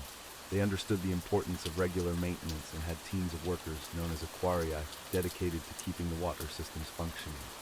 These workers were organized into different specialties, with some focusing on pipe repairs while others managed distribution. The Romans' water management skills were not limited to Italy. As the empire expanded, they brought their expertise to far-flung provinces. In arid regions like North Africa, they implemented innovative water conservation techniques. The city of Caesarea in modern-day Algeria, for instance, had a complex system of aqueducts and cisterns that allowed it to thrive in a water-scarce environment. The legacy of Roman water management extends far beyond the ancient world. Many of their techniques and principles continued to be used long after the fall of the empire. In fact, some Roman aqueducts remained in use well into the modern era, with the Aqua Virgo in Rome supplying water until the 19th century. Today, archaeologists and engineers continue to study Roman water systems, marveling at their durability and efficiency. The principles of Roman hydraulics have influenced modern water management practices, and some of their structures, like the Pont du Gard aqueduct in France, remain popular tourist attractions. As we reflect on the Roman approach to water management, we can appreciate not only their technical skill, but also their holistic view of water as a vital resource. They understood that reliable access to clean water was essential for urban life, public health, and economic prosperity. In many ways, their challenges and solutions mirror those we face today in managing our own water resources. The story of Roman water management is a testament to human ingenuity and the power of long-term planning. It reminds us that the foundations of our modern infrastructure often have roots stretching back millennia, to a time when the sound of water flowing through aqueducts was as common in Roman cities as the hum of traffic is in ours today. As we delve deeper into the annals of Roman history, let's turn our attention to the daily life in Roman provinces. These territories, spread across Europe, North Africa, and the Middle East, were integral to the empire's expansion and prosperity. Roman provinces were diverse in their landscapes, cultures, and levels of development. From the lush forests of Britannia to the sun-baked deserts of Egypt, each province had its unique characteristics. However, the Romans sought to bring a level of uniformity and Romanization to these conquered lands. In most provinces, the day would begin at dawn. Farmers, who made up the majority of the population, would rise early to tend to their crops and livestock. The Mediterranean climate in many provinces allowed for the cultivation of olives, grapes, and wheat, staples of the Roman diet. In urban areas, life would stir as shopkeepers opened their businesses and artisans began their crafts. The Forum, a central marketplace and gathering place inspired by Roman city planning, would gradually fill with people conducting business, discussing politics, or simply socializing. Education in the provinces varied greatly. In more developed areas, children of wealthy families might attend schools similar to those in Rome, learning reading, writing, and rhetoric. However, in rural areas or less Romanized provinces, education was often informal and focused on practical skills. Religion played a significant role in provincial life. While the Romans generally allowed conquered peoples to maintain their traditional beliefs, they also introduced their own pantheon of gods. This led to an interesting blend of local and Roman religious practices.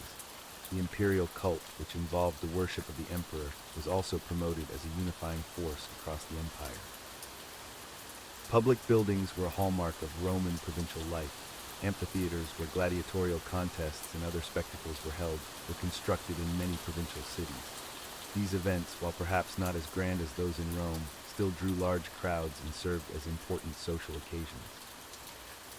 Baths, another quintessential Roman institution, were also common in provincial towns. These were not just places for hygiene, but served as social hubs where people could meet, exercise, and relax. The presence of these facilities, even in far-flung corners of the empire, demonstrates the Romans' commitment to spreading their way of life. Trade was the lifeblood of the provinces. Local products were exported to Rome and other parts of the empire, while imported goods brought a taste of the wider world to provincial inhabitants. This exchange of goods also facilitated cultural exchange, gradually altering the fabric of provincial society.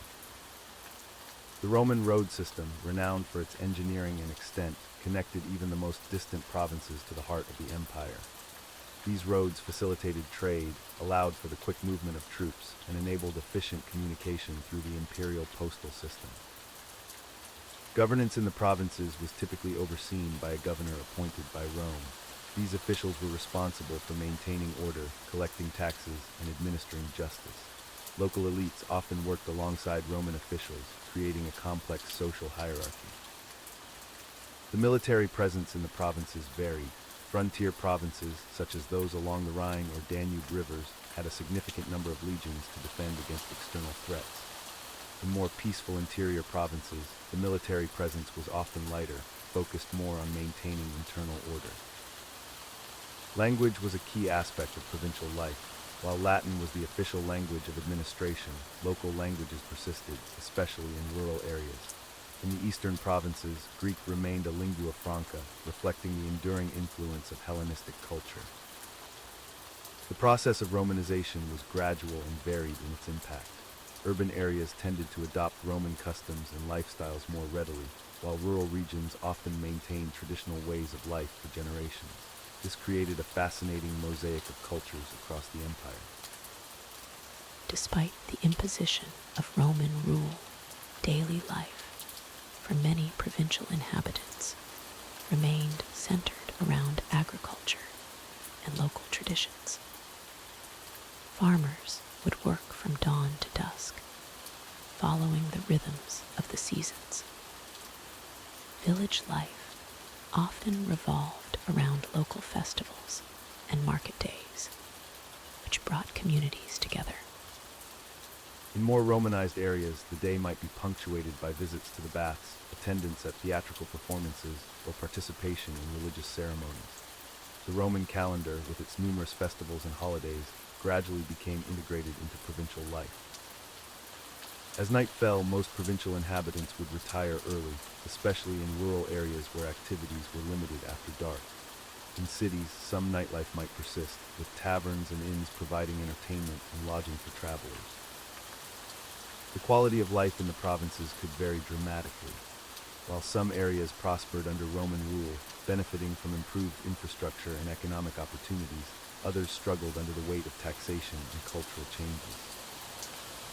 However, over time, many provincials came to see themselves as Roman citizens, especially after the Edict of Caracalla in 212 CE granted citizenship to all free inhabitants of the empire. This sense of shared identity, despite the vast geographic and cultural differences, was one of Rome's most remarkable achievements. As we conclude our exploration of daily life in Roman provinces, we're reminded of the complex tapestry of experiences that made up the Roman world. From the foggy shores of Britain to the sun-drenched sands of Egypt, the rhythm of Roman life pulsed through the veins of an empire that shaped the course of Western civilization. As we delve deeper into the annals of Roman history, we encounter a vibrant tapestry of festivals and holidays that punctuated the lives of ancient Romans. These celebrations were not merely occasions for merriment, but also served important religious, social, and political functions in Roman society. Let's begin with one of the most significant festivals in the Roman calendar, the Saturnalia. Held in honor of Saturn, the god of agriculture and time, this festival typically lasted from December 17th to December 23rd.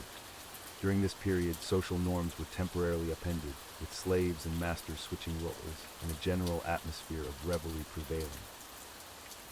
The Saturnalia began with a sacrifice at the Temple of Saturn in the Roman Forum, followed by a public banquet.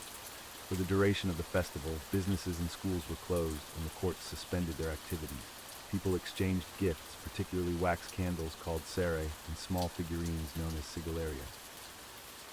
One of the most intriguing aspects of Saturnalia was the reversal of social roles.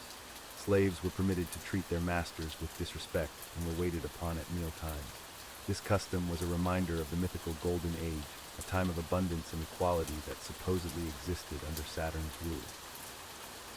Moving on to another significant celebration, we have the Lupercalia, observed on February 15th. This ancient festival was associated with fertility and purification. The name Lupercalia is believed to have been derived from the Latin word lupus, meaning wolf, connecting the festival to the legend of Romulus and Remus, the mythical founders of Rome who were said to have been nursed by a she-wolf. The Lupercalia rituals were conducted by the Luperci, or brothers of the wolf, who were young men from noble families. The festival began with the sacrifice of goats and a dog at the Lupercal cave on the Palatine Hill, where Romulus and Remus were supposedly found. After the sacrifice, the Luperci would cut thongs from the skins of the sacrificed animals and run through the streets of Rome, striking women with these thongs. This act was believed to ensure fertility and ease childbirth. It's a practice that might seem bizarre to us today, but it held great significance for the Romans. Another important festival in the Roman calendar was the Vestalia, celebrated from June 7th to June 15th.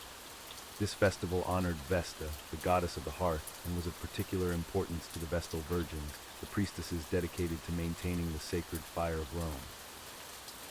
During the Vestalia, married women were allowed to enter the temple of Vesta, which was typically closed to them for the rest of the year. They would bring offerings to the goddess, often in the form of food. The temple was ritually cleansed on the last day of the festival, and the accumulated dirt and dust were ceremonially dumped into the Tiber River. The Vestal Virgins played a crucial role in this festival, as they did in Roman religious life in general. These priestesses, chosen from noble families at a young age, were committed to serving Vesta for 30 years, during which they had to maintain their chastity. The punishment for breaking their vow was severe, being buried alive. Let's now turn our attention to the Floralia, a festival dedicated to Flora, the goddess of flowers and spring. This celebration, held from April 28th to May 3rd, was characterized by its licentious nature and general atmosphere of merriment. The Floralia included theatrical performances, which often featured nudity, as well as games in the Circus Maximus. People would wear bright, colorful clothing to mirror the blossoming of spring flowers. Beans and lupins, considered symbols of fertility, were scattered to the crowd during these celebrations. Another significant festival was the Cerealia, held in honor of Ceres, the goddess of agriculture, grain crops, and maternal relationships.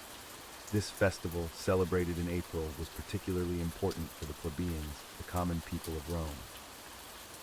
During the Cerealia, games were held in the Circus Maximus, and women dressed in white would bring offerings of grain to the temple of Ceres. One peculiar ritual involved tying burning torches to the tails of foxes, which were then released into the circus. This practice was said to be a form of crop protection, symbolically burning away agricultural pests. The Roman calendar was also dotted with numerous other festivals throughout the year. For instance, the Parentalia, held from February 13th to February 21st, was a time to honor deceased ancestors. During this period, people would visit family tombs to make offerings and share meals with the spirits of their departed loved ones. Another notable celebration was the Lemuria, observed on May 9th, 11th, and 13th. This festival was aimed at exorcising malevolent and fearful spirits of the dead from their homes. The head of the household would walk barefoot around the house at midnight, throwing black beans over his shoulder and chanting a spell to appease the Lemures, or restless dead. It's important to note that many Roman festivals had their roots in agricultural cycles and seasonal changes. The Venalia, for example, was a wine festival celebrated twice a year, once in spring, Venalia Priora, and once in autumn, Venalia Rustica. These celebrations marked the opening of new wine and the grape harvest respectively. The Roman calendar also included several festivals dedicated to specific deities. The Neptunalia, held on July 23rd, honored Neptune, the god of the sea. This was particularly important for sailors and those involved in maritime trade. Similarly, the Vulcanalia on August 23rd was dedicated to Vulcan, the god of fire and metalworking. One cannot discuss Roman festivals without mentioning the importance of the ludi, or public games. These were religious festivals that included theatrical performances, chariot races, and gladiatorial combats. Some of the most important ludi were the Ludi Romani in September, dedicated to Jupiter, and the Ludi Plebei in November, which were of particular significance to the common people. As we can see, the Roman calendar was filled with a rich variety of festivals and holidays, each with its own unique rituals and significance. These celebrations not only provided entertainment and a break from daily routines, but also served to reinforce social bonds, religious beliefs, and cultural traditions. It's worth noting that many of these festivals evolved over time, with some gaining or losing importance as Roman society changed. For instance, the cult of Cybele, introduced to Rome in 204 BCE, brought with it new festivals and rituals that became integrated into the Roman religious calendar. In conclusion, the festivals and holidays of ancient Rome offer us a fascinating glimpse into the religious, social, and cultural life of this remarkable civilization. From the role reversals of Saturnalia to the fertility rites of Lupercalia, from the solemn observances of the Vestalia to the raucous celebrations of the Floralia, these festivals paint a vivid picture of a society deeply connected to its gods, its agricultural roots, and its sense of community. As we delve into the somber yet fascinating world of ancient Roman funeral practices, we uncover a rich tapestry of rituals and beliefs that shape their approach to death and remembrance. The Romans, known for their complex social structures and elaborate customs, approached funerals with a blend of reverence, superstition, and practicality. In Roman society, death was not merely an end but a transition, and funerals were elaborate affairs designed to honor the deceased and ensure their safe passage to the afterlife. The process began immediately after death, with the closing of the eyes and a final kiss from a close relative to catch the departing soul. Family members would then call out the name of the deceased, a practice known as conclamatio, which served both as a final attempt to revive the person and as an announcement of their passing. This ritual could continue for several days, with mourners gathering to pay their respects and participate in the funerary preparations. The body was then washed, anointed with oils, and dressed in formal attire. For citizens of higher status, this often meant donning a toga, while others might be dressed in their finest clothes. A coin was placed in the mouth of the deceased, intended as payment for Charon, the mythological ferryman who would transport souls across the river Styx to the underworld. Funerals were typically held at night, with processions illuminated by torchlight. The body was carried on a bier, often accompanied by professional mourners hired to amplify the grief of the occasion. These mourners would wail, sing dirges, and even engage in theatrical displays of sorrow, tearing at their clothes and hair to demonstrate the depth of loss. For prominent citizens, the funeral procession would wind through the streets of Rome, pausing at the Forum for a public eulogy. This was an opportunity to recount the deceased's achievements and virtues, cementing their legacy in the collective memory of the community. Masks of ancestors, known as imagines, were often worn by actors in the procession, linking the deceased to their illustrious lineage. The final destination of the procession depended on the chosen method of burial. While cremation was the most common practice during much of Roman history, inhumation, burial of the intact body, also occurred, particularly in later periods and among certain social groups. For cremations, the body would be placed on a pyre, often with personal belongings and offerings. As the flames consumed the deceased, mourners would call out "Veil" or "Have a good journey," a final farewell to the departing soul. After the cremation, family members would collect the ashes and bone fragments, washing them with wine and milk before placing them in an urn. These urns were then interred in family tombs or columbaria, communal structures with niches for multiple urns. Wealthier families might construct elaborate mausoleums along major roads leading out of the city, serving as both memorials and statements of social status. For those choosing inhumation, bodies were placed in sarcophagi or simple graves, often accompanied by grave goods such as jewelry, personal items, or food offerings. These burials typically took place in necropolises outside the city walls, as Roman law prohibited burials within the city limits for reasons of public health and religious purity. Following the burial or cremation, a period of mourning would ensue. This could last for 9 days, culminating in a feast called the Cena Novendialis, where family and friends would gather to share a meal in honor of the deceased. This meal served as both a celebration of the person's life and a way to purify the family home after the presence of death. Roman funeral practices also included ongoing rituals of remembrance. Families would return to the grave site on specific days throughout the year to leave offerings of food, drink, and flowers. These occasions, known as parentalia, were seen as opportunities to commune with the spirits of the ancestors and maintain familial bonds across the boundary of death. The Romans held a complex view of the afterlife, influenced by a mixture of native beliefs and Greek philosophy. Many believed in a form of continued existence in the underworld, ruled over by Pluto and Proserpina. The nature of this afterlife could vary depending on one's actions in life, with the virtuous enjoying pleasant fields while the wicked faced punishment. This belief in an afterlife influenced not only funeral practices, but also the way Romans approached death in general. Many sought to leave lasting legacies through public works, monuments, or written accounts, ensuring that their memory would live on in the world of the living. The importance of proper burial rites in Roman culture cannot be overstated. To die without burial or to be denied proper funerary rites was considered a terrible fate, leaving the soul to wander restlessly. This fear led to the creation of burial societies, collegia funertitia, which ensured that even the poorest members of society could receive a dignified funeral. As Roman culture evolved over the centuries, so too did their funeral practices.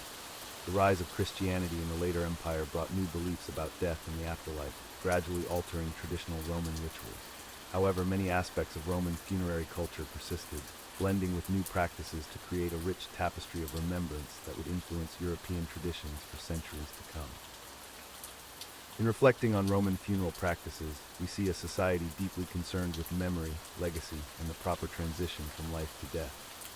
These elaborate rituals served not only to honor the deceased, but also to reinforce social bonds, express cultural values, and provide comfort to the living in the face of mortality. The Roman approach to death and remembrance offers us a window into their complex society, revealing much about their beliefs, fears, and hopes for both this world and the next. As we continue our journey through the annals of Roman history, we turn our attention to the realm of Roman writing and literature. This rich tapestry of words and ideas played a crucial role in shaping the cultural landscape of ancient Rome and continues to influence Western literature to this day. Roman literature emerged as a significant force around the 3rd century BCE, heavily influenced by Greek models. The Romans, ever the pragmatic imitators, adapted and expanded upon Greek literary traditions, infusing them with their own unique sensibilities and experiences. One of the earliest forms of Roman literature was poetry. The epic poem Annals by Aeneas, written in the 2nd century BCE, marked a significant milestone in Latin literature. This work, chronicling Roman history from its mythical beginnings to Aeneas' own time, set the stage for future Roman epics. Perhaps the most famous Roman epic is Virgil's Aeneid, composed in the 1st century BCE. This masterpiece tells the story of Aeneas, a Trojan hero who escapes the fall of Troy and eventually becomes the ancestor of the Roman people. The Aeneid not only showcased Virgil's poetic prowess, but also served as a national epic, glorifying Rome's mythical origins and its destined greatness. Other notable Roman poets include Ovid, known for his Metamorphoses, a collection of mythological tales, and Horace, whose odes and satires remain influential to this day. These poets often addressed themes of love, nature, and the human condition, weaving complex narratives and emotions into their verses. Roman prose, too, flourished during this period. Historical writing became a significant genre, with authors like Livy and Tacitus producing extensive accounts of Roman history. Livy's monumental work, Ob Urb Condita, or From the Founding of the City, chronicled Roman history from its legendary beginnings to his own time in the 1st century BCE. Tacitus, writing in the late 1st and early 2nd century CE, provided a more critical view of Roman imperial history in works such as the Annals and the Histories. His incisive analysis and elegant prose style have made him a favorite among historians and literary scholars alike. Philosophy also found its place in Roman literature. While heavily influenced by Greek philosophical traditions, Roman thinkers like Cicero and Seneca adapted these ideas to address practical concerns of Roman life and governance. Cicero's philosophical works, such as De Officiis on duties, blended Greek philosophy with Roman values and political realities. Seneca the Younger, a Stoic philosopher and tutor to Emperor Nero, wrote extensively on ethics and natural philosophy. His moral letters to Lucilius offer practical advice on living a virtuous life, demonstrating the Roman tendency to focus on the practical applications of philosophical ideas. Roman literature also gave birth to new genres. The novel, for instance, emerged as a distinct form in the Roman world. Petronius, Satyricon, written in the 1st century CE, is considered one of the earliest examples of prose fiction. This work, blending satire and romance, offers a vivid portrayal of life in Nero's Rome. Another uniquely Roman contribution to literature was the art of rhetoric. The ability to speak persuasively was highly valued in Roman society, where public speaking played a crucial role in politics and law. Orators like Cicero not only practiced this art, but also wrote extensively about rhetorical techniques and theory. Cicero's speeches, delivered in the Roman Senate and law courts, are considered masterpieces of persuasive oratory. His works on rhetoric, such as De Orator on the Orator, provided a comprehensive guide to the art of public speaking and remained influential for centuries. The Romans also developed a rich tradition of letter writing. While personal correspondence had always existed, the Romans elevated it to an art form. Cicero's letters to friends and family, collected and published after his death, offer invaluable insights into Roman political and social life. Pliny the Younger's letters, written in the late 1st and early 2nd century CE, provide a vivid picture of life under the Roman Empire. His famous account of the eruption of Mount Vesuvius, which he witnessed as a young man, remains one of the most compelling descriptions of this natural disaster. As Roman power expanded, so did the reach of Latin literature. Works by Roman authors were read and studied throughout the empire, contributing to the spread of Roman culture and ideas. This literary tradition also played a crucial role in preserving and transmitting Greek knowledge and literature to later generations. The influence of Roman literature extended far beyond the boundaries of the empire and the limits of antiquity. During the Middle Ages, many Roman texts were preserved and studied in monasteries, keeping classical learning alive during a time of great cultural change. The Renaissance saw renewed interest in classical Roman literature, with humanist scholars rediscovering and reinterpreting ancient texts. This revival of classical learning had a profound impact on European culture, influencing art, literature, and philosophy for centuries to come. Even today, Roman literature continues to be read, studied, and admired. Works like Virgil's Aeneid and Ovid's Metamorphoses remain staples of classical education, while Cicero's orations are still studied by students of rhetoric and law. The themes explored by Roman authors, love, power, duty, fate, continue to resonate with modern readers. The psychological insight and moral complexity found in works by authors like Tacitus and Seneca still offer valuable perspectives on human nature and ethical dilemmas. Moreover, the Latin language in which most Roman literature was written has had an enduring impact on Western languages and culture. Many English words have Latin roots, and Latin phrases continue to be used in legal, scientific, and academic contexts. In conclusion, Roman writing and literature represent a rich and diverse tradition that has left an indelible mark on Western culture. From epic poetry to philosophical treatises, from historical accounts to personal letters, Roman authors explored the full range of human experience and thought. Their works not only reflect the values and concerns of ancient Roman society, but also continue to offer insights and inspiration to readers today. As we drift off to sleep, let the echoes of Virgil's verses, Cicero's orations, and Tacitus' histories remind us of the enduring power of the written word. In the quiet of the night, we can imagine ourselves in a Roman library, surrounded by scrolls containing the wisdom and creativity of ages past, a testament to the lasting legacy of Roman literature. As we sail through the annals of Roman history, let's cast our gaze towards the vast expanse of the Mediterranean Sea, where Roman maritime life flourished. The Romans, though initially not known for their seafaring prowess, eventually became masters of the waves, using their naval power to expand and maintain their empire. Roman ships came in various types, each serving a specific purpose. The most common was the merchant vessel, or navis honoraria, used for transporting goods across the Mediterranean. These ships were typically round-hulled and powered by a large square sail, making them ideal for long-distance voyages. In contrast, warships or naves longi were sleek and agile, propelled by both sails and banks of oars.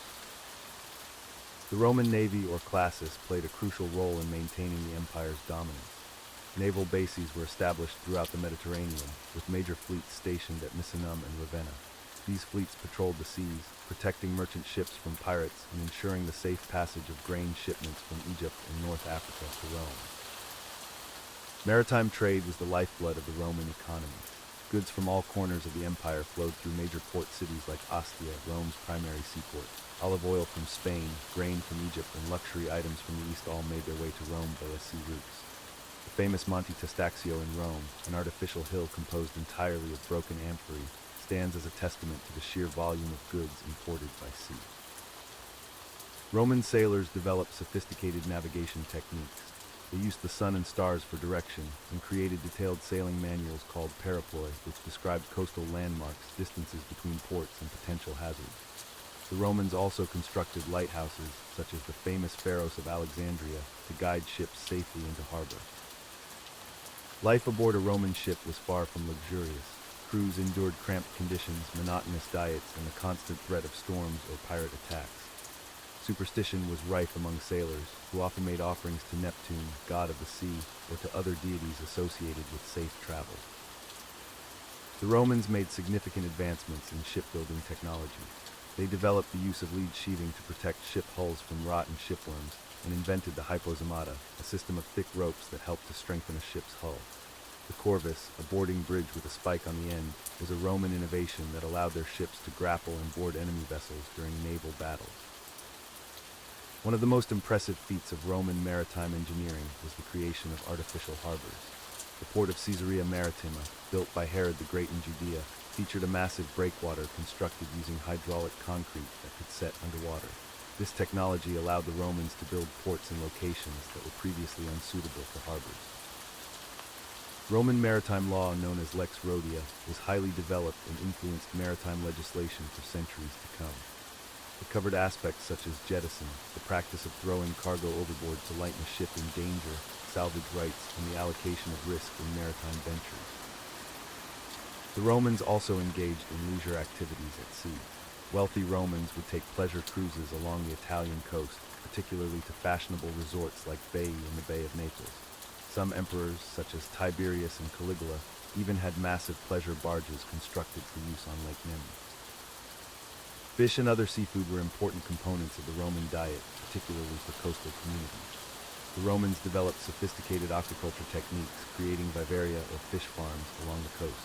They also harvested and traded in valuable marine products such as purple dye, extracted from murex shells, and garum, a fermented fish sauce that was a staple of Roman cuisine.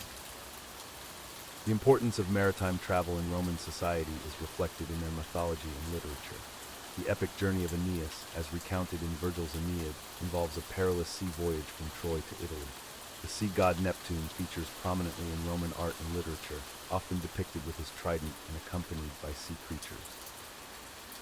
As the Roman Empire expanded, it incorporated the maritime traditions of the cultures it conquered. The Romans adopted Greek shipbuilding techniques and navigation methods, and later assimilated elements of Phoenician and Carthaginian maritime expertise. The maintenance of Rome's maritime infrastructure was a massive undertaking. The Tiber River was dredged regularly to allow ships to reach Rome itself, and a complex system of canals and portages was developed to facilitate the movement of goods inland from coastal ports. Despite their mastery of the seas, the Romans faced significant challenges in maritime operations.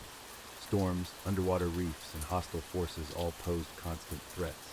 The loss of an entire grain fleet could lead to food shortages in Rome, highlighting the vital importance of maritime trade to the empire's stability. As we conclude our exploration of Roman maritime life, we can appreciate the vast scale and complexity of their naval operations. From the bustling ports of Ostia to the far-flung reaches of Britannia and beyond, the Romans truly made the Mediterranean their own, earning it the moniker Mare Nostrum, our sea.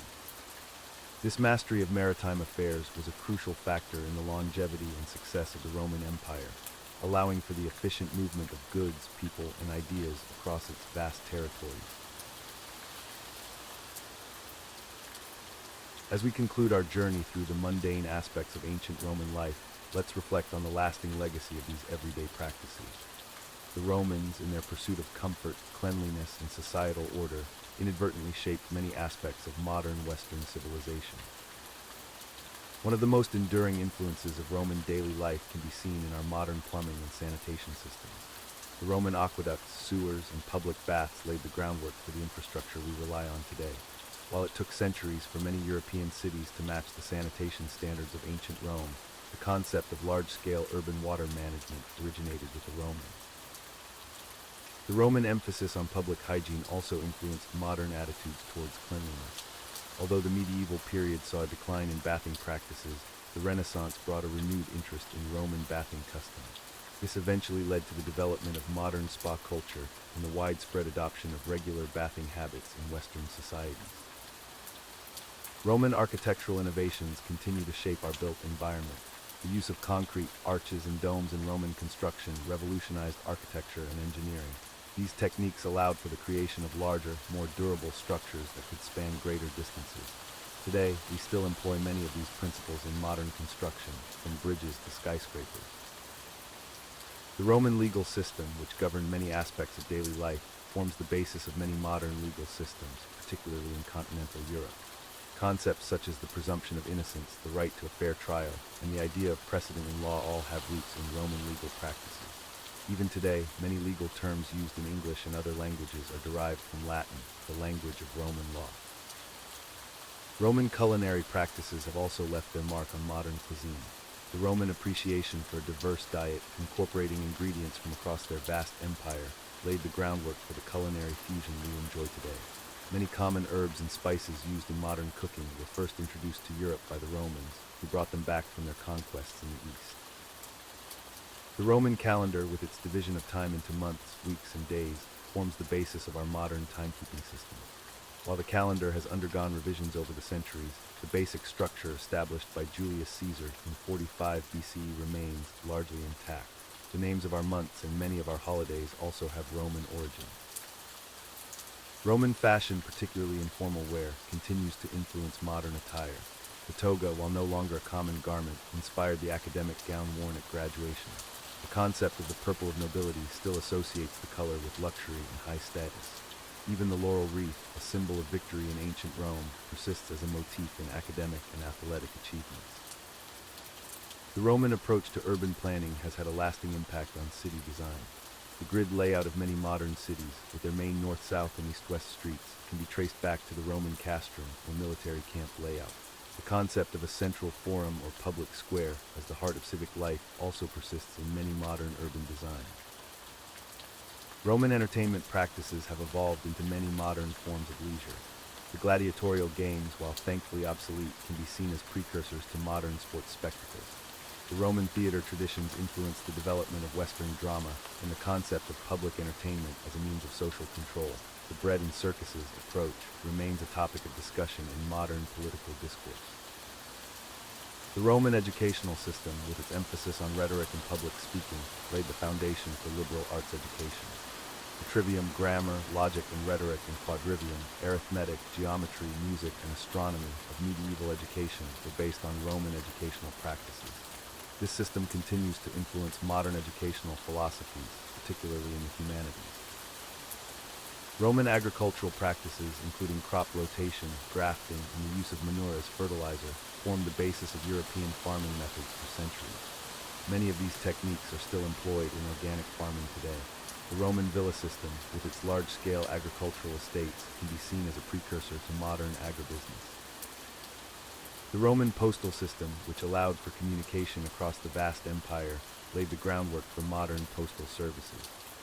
The concept of a standardized system for delivering messages and goods over long distances was a Roman innovation that has evolved into our current global communication and logistics networks. Even some of our modern social customs can be traced back to Roman daily life. The practice of toasting before drinking, for example, has its origins in Roman banqueting traditions. The custom of wearing a wedding ring on the fourth finger of the left hand also comes from the Roman belief that a vein in this finger led directly to the heart. As we've seen throughout this exploration of Roman daily life, many aspects of our modern world have their roots in the practices of this ancient civilization. From the way we build our cities to the way we measure time, from our legal systems to our bathing habits, the legacy of Roman daily life continues to shape our world in subtle yet profound ways. This enduring influence serves as a testament to the ingenuity and practicality of Roman culture. While we may have improved upon many of their innovations, the foundations laid by the Romans continue to support much of our modern way of life. As we go about our daily routines, it's worth remembering that many of the comforts and conveniences we take for granted have their origins in the mundane details of life in ancient Rome. And so, as we conclude our journey through the boring yet influential aspects of Roman daily life, perhaps we can appreciate the continuity of human experience across the centuries. The Romans, like us, sought comfort, efficiency, and order in their daily lives. In doing so, they created lasting legacies that continue to shape our world, reminding us that even the most mundane aspects of life can have far-reaching consequences.